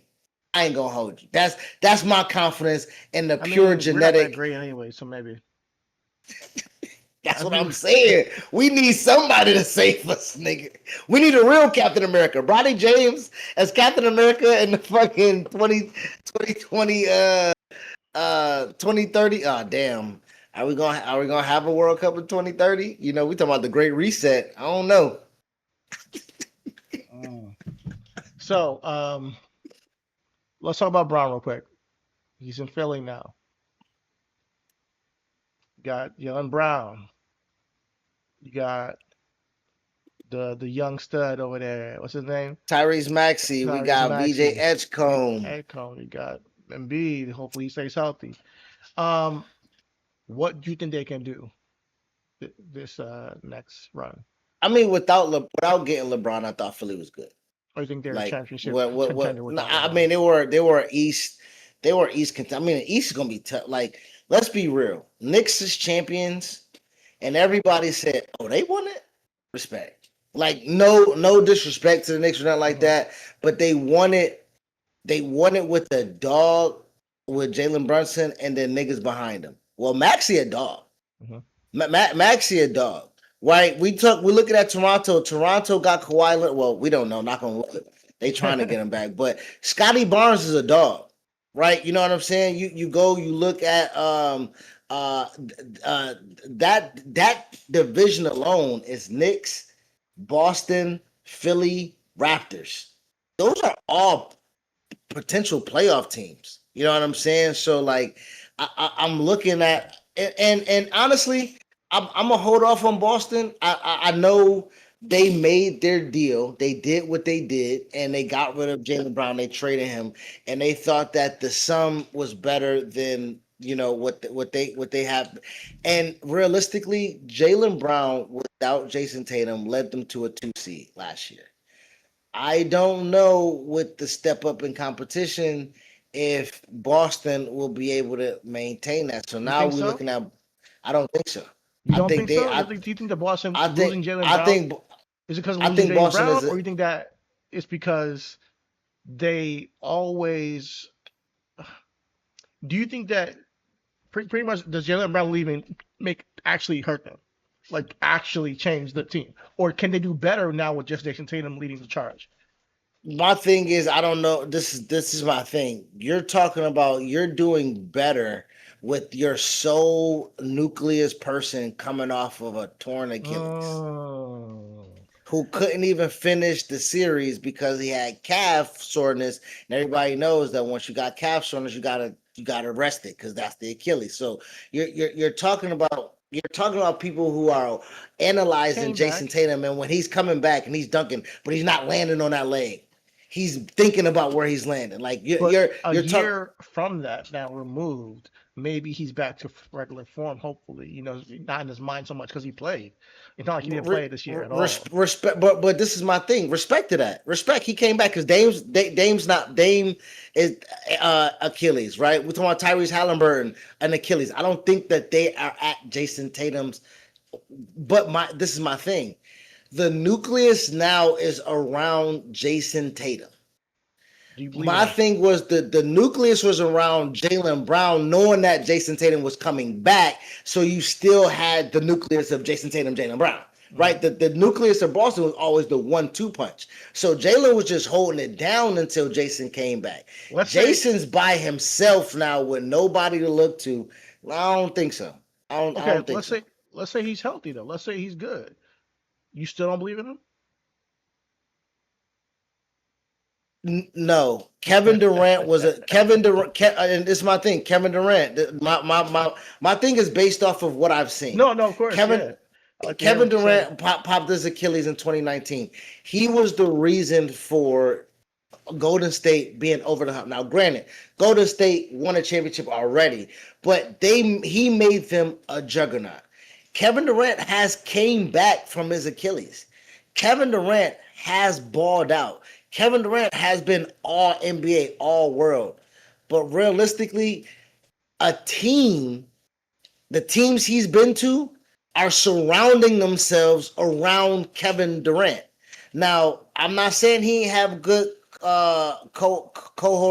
co-hosts with Kyrie and James Harden in Brooklyn. Yeah. I'm not going to say he have good co-hosts with Devin Booker down there in Phoenix. I ain't going to say that he went to Houston with a team that was a 2 seed last year and he was supposed to, again, put them over the hump. So Kevin has been, after the Achilles, good and surrounded with good teams and not one. So my thing is, as the West has gotten stronger with Kevin going from East to West, right? I believe the East is getting stronger. We're talking about his own division. And his own division, that's going to be tough. We're not even talking about Atlanta. That got better. We're not even talking about teams Miami that's gotten better. Like we're not talking about teams that maybe will get better, like Orlando, right? Who just got a new coach. We're not even factoring in Indiana, who might get their guy Halliburton back. But I ain't gonna hold you. Pacers team is if I'm Boston looking at Indiana, I'm like, okay, all right. Okay. Everybody else might have a case, but y'all niggas, please, I don't want to hear nothing. But yeah, I don't think Boston's going to stay a top 4 team. My top 4 teams is obviously New York. I can't not knock them out. Philly's 2. Philly's 2. I think with the addition of LeBron, I think what you asked for me, what they can do, and I got on a tangent. I think that without them getting LeBron and with them low managing Embiid, I thought the 3-headed monster of Maxey, Brown, and VJ Edgecombe was just gonna be like young nigga go hoop, right? I thought any team that saw them niggas was gonna have a hard day, and the only difference between Kyrie, Harden, and Durant Brooklyn team that I would equivalent as a 3-headed monster that niggas were scared at. If Embiid is 70%, just dump that motherfucker in there. Like he can slow the game now. He can change the game. He can. It's a gravity shift if he's there. Think that the way that New York played is going to change the way that other teams played the game, No, I think economically how New York handles their books is how niggas is going to start. I think they changed the game like that. Okay. With Brunson taking less money to equip a team, right? Everybody else now is going to be looked at, oh, he don't want to win. Right. And now it takes the onus off of owners. But to be real, these aprons and second aprons and tax and everything like that, I want people to understand, like, salary caps and things like that are really placed so the owners don't think that they have, again, a blank check that they can offer someone. You know what I'm saying? Like, it's really guardrails for owners. So now owners can't go into luxury tax. You have to pay 3 times on a dollar of how many more that you're in a luxury tax. So if you're over 100 million, if you're over 100 million, that's your salary you have to pay. Then you have to pay a tax of 300 million. Niggas is not doing that. You know what I'm saying? Like, they are scaling back on that. So they're doing that under the guise of Brunson took a team-friendly deal. Now, he's going to come back and get everything he's owed to him, but that's only predicated, again, if Karl Anthony Towns takes a discount, right? So if Cat talking about, nigga, I want my money, then we know how the Knicks about to move. Cat, be prepared to be traded because this money is going to Brunson on the back end. You know what I'm saying? So yeah. I think not necessarily how they play, but how teams are constructed and how Boston kind of did the same thing, right? As Lakers made a play for Walker Kessler and paid money for Walker Kessler and gave him, an aggregate of like $35 million. Boston signed 2 centers. They got Mitchell Robinson in free agency and then re-signed their guy. I can't pronounce his name, but they re-signed their guy, and I think they're paying 2 guys $28 million over the same course of the contracts. So economically, again, how they put the team together, and that's why I'm saying with Jason Tatum, they're just going to say Jason Tatum shoot as many threes. That's why they got Mitchell Robinson. They're going to play probably 4 out and have Mitchell Robinson just get rebounds and then kick it back out. And that will probably lessen the wear and tear on Jason Tatum going forward for Boston. But I think Philly, man, I think LeBron is intricate in helping Embiid get his body right. That's important. I think he's going to do that. I think that's going to be very instructive on Embiid of how and I'm not saying Embiid doesn't know how to do it, but we're talking about a guy that has never had a major injury in 23 years in the NBA, right? We're talking about LeBron, who has played NBA seasons, NBA playoffs, Olympics, NBA season, NBA playoffs, NBA season. Like, he's been to the finals 9 straight years, bro. You're like at one point in time in his career. Like, we're talking about attrition, durability, investment in your body. Hey, I might know some biotech places out there. Go there, nigga. Like, some stem cell shit. Like, I think he's gonna be very implemental in that. What is the biggest asset of getting LeBron to Philly? Embiid. If he can help Embiid, if he can strengthen Embiid with a different regime, maybe he put his trainer, like what I think LeBron and Embiid, and then Maxi's a clutch guy. So LeBron instilling things into Maxi of, hey, you're going to be the new face of the league once we get eyes on you. Like, once we get eyeballs on you to let everybody know Maxi's one of them niggas. LeBron's supposed to be it, because I think Maxi might be up for a $350 million contract in a season or two, if I'm not mistaken. Like, or if not, a 2-year $140 million extension.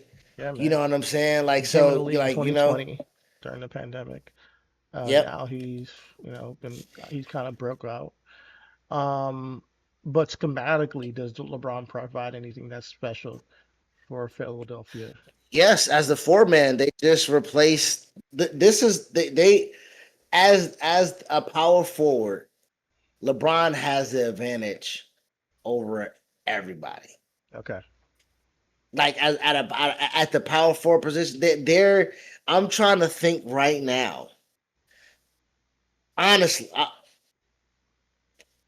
playoff teams right now, I'm just going off the top of my head. Do I want Bron or Karl Anthony Towns? At 42, no lie, give me LeBron James. I'm not going to hold you. Not Cat Daddy. No, not Cat Daddy. No, I can't do it. Not Cat. I go to work. I can't. I Bodega, man, can't big do that. Bodega, man. I mean, he kind of broke out there during the finals. He did his thing, but you still take LeBron. Yeah, Okay. I take LeBron. Let me see. Eastern Conference. Starting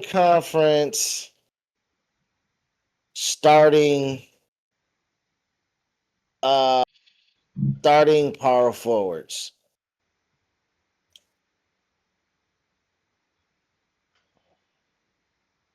Okay, so I got instantaneously, they said projected Eastern Conference power forwards: LeBron James, Julius Randle. Oh my Lord, give me LeBron James over Julius Randle.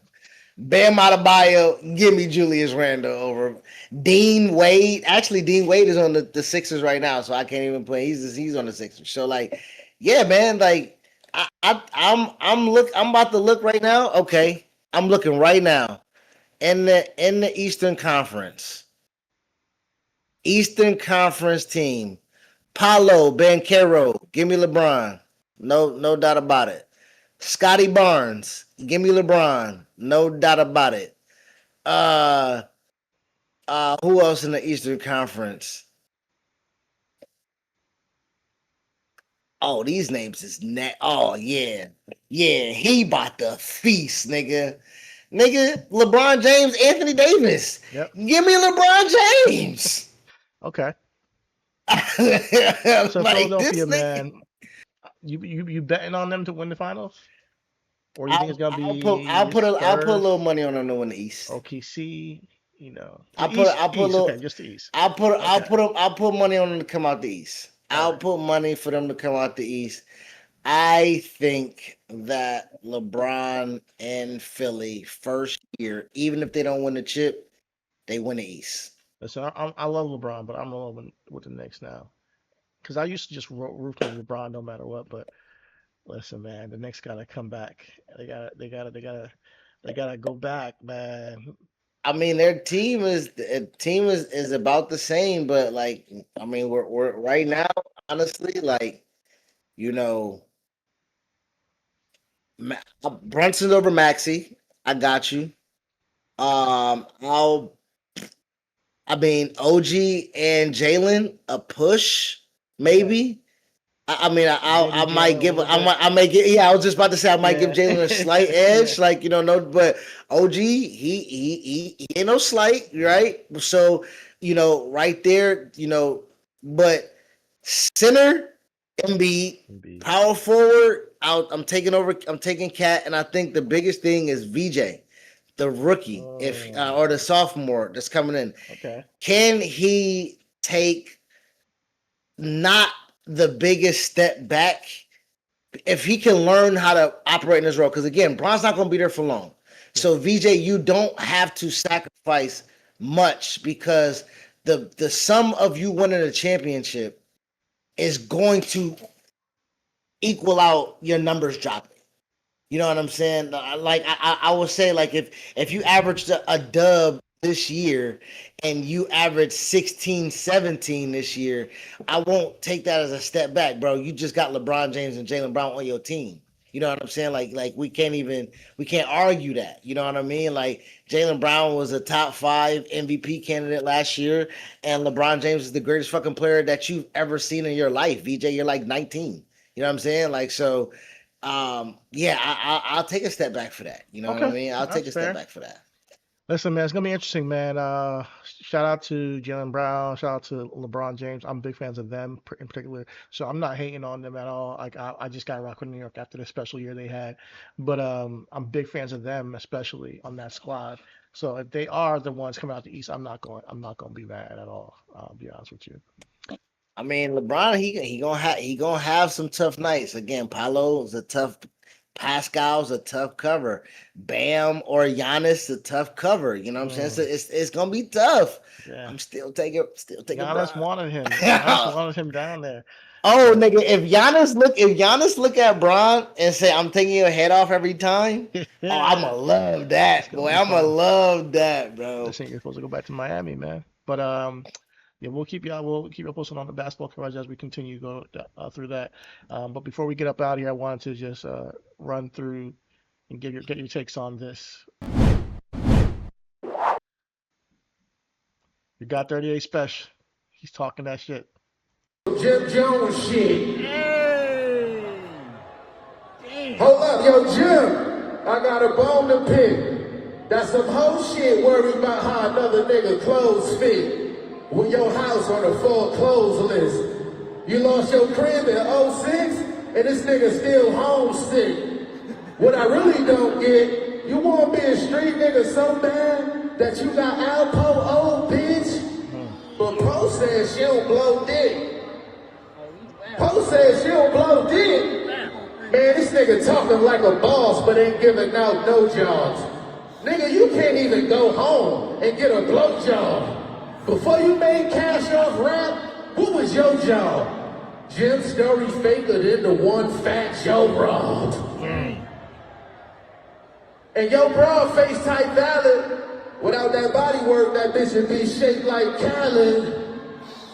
Better replace them steaks for some late night salads. No matter how much you hate, you can't take my talent. You fucking with a real man with skilled hands. I took kilograms and build brands. Got a flow that could fill stands. And the only reason Kiss eating, cause he Fat Joe little mans. And since y'all went and got that hook from Stove Dog, I just might go in the back and hook Stove Dog. Oh, what? Kiss, you'll never be your own boss. And only a bitch ass nigga record phone calls. Trust. Oh, hell no. I'll say this. I'm glad he's rapping, but damn, don't come at my nigga Stove. I don't think he want no. I don't think he want no smoke with Stove. Get out of here. No. Get out of here, man. No. Don't come after my nigga Stove, bro. I'm still waiting on the album, by the way. Nigga, Stove God, you ain't your own boss, nigga. You can't get out your record deal, nigga. I sold, nigga, 38 more practice, nigga. Listen, I'm glad 38 came out on Summer Jam stage and rapped. I don't want to hear no interviews no more. I just want to see him rapping. And hey, man, it wasn't the best thing I've ever heard, but I'm glad he's doing it, you know? So shout out to Raps. Only reason why Kiss eating, cause he Fat Joe little mans.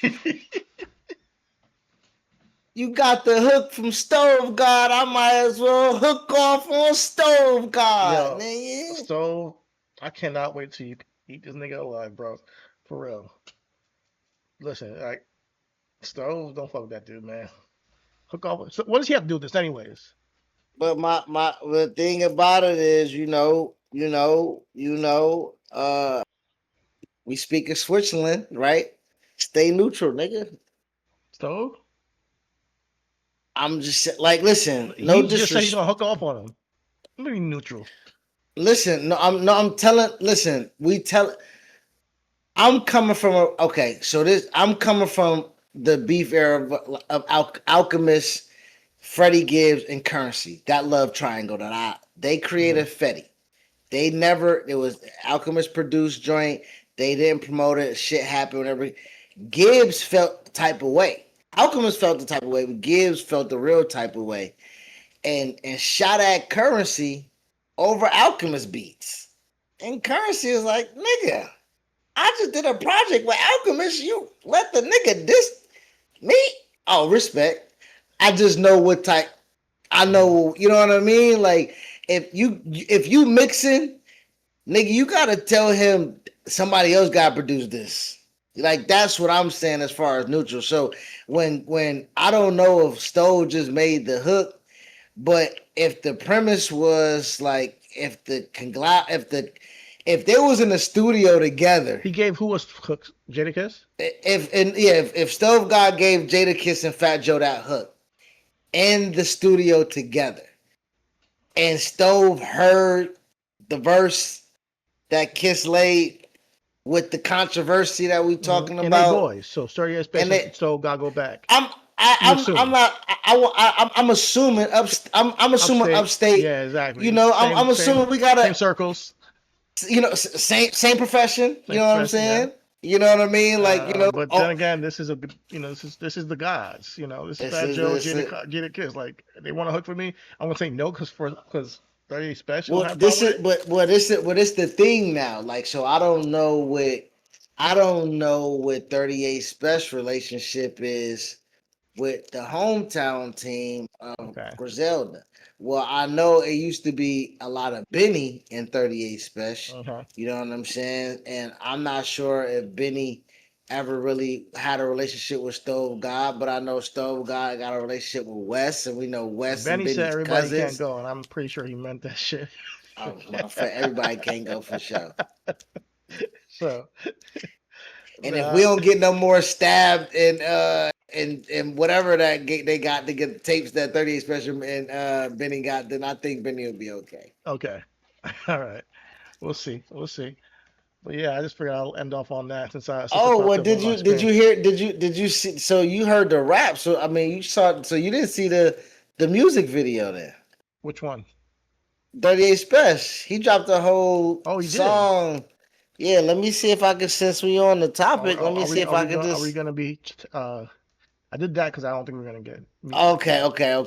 Respect. Well, I'll send it to you, and then we'll just play it when we get off the jaw. Was it good? You tell me. Okay. You tell me. All right. So you want to play it on here?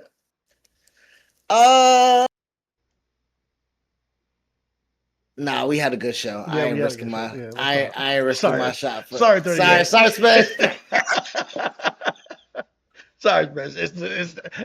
It's guidelines, bro. It's YouTube guidelines. Let's see. Oh man. But yeah, man, it's been a good show, guys. Listen, let's get up. Let's wrap it up. Listen, man, we've had our fun. We probably, give y'all some clips over the weekend. But yeah, man, listen, everything is all is love. Everything is everything, man. Thank you for joining us on the pod that talks about everything that matters, man. We are the zeitgeist. We are the culture. Your host, Chidi Bang. Thank you. And this is my co-host, Chris the Most High, joint robot. I told himself. Thank y'all for joining us. Thank y'all for getting to us 100 subscribers. We're on our way to 2. Let's keep it going. Hit that like, subscribe, comment, and all that good shit. And y'all have a great weekend. Peace out.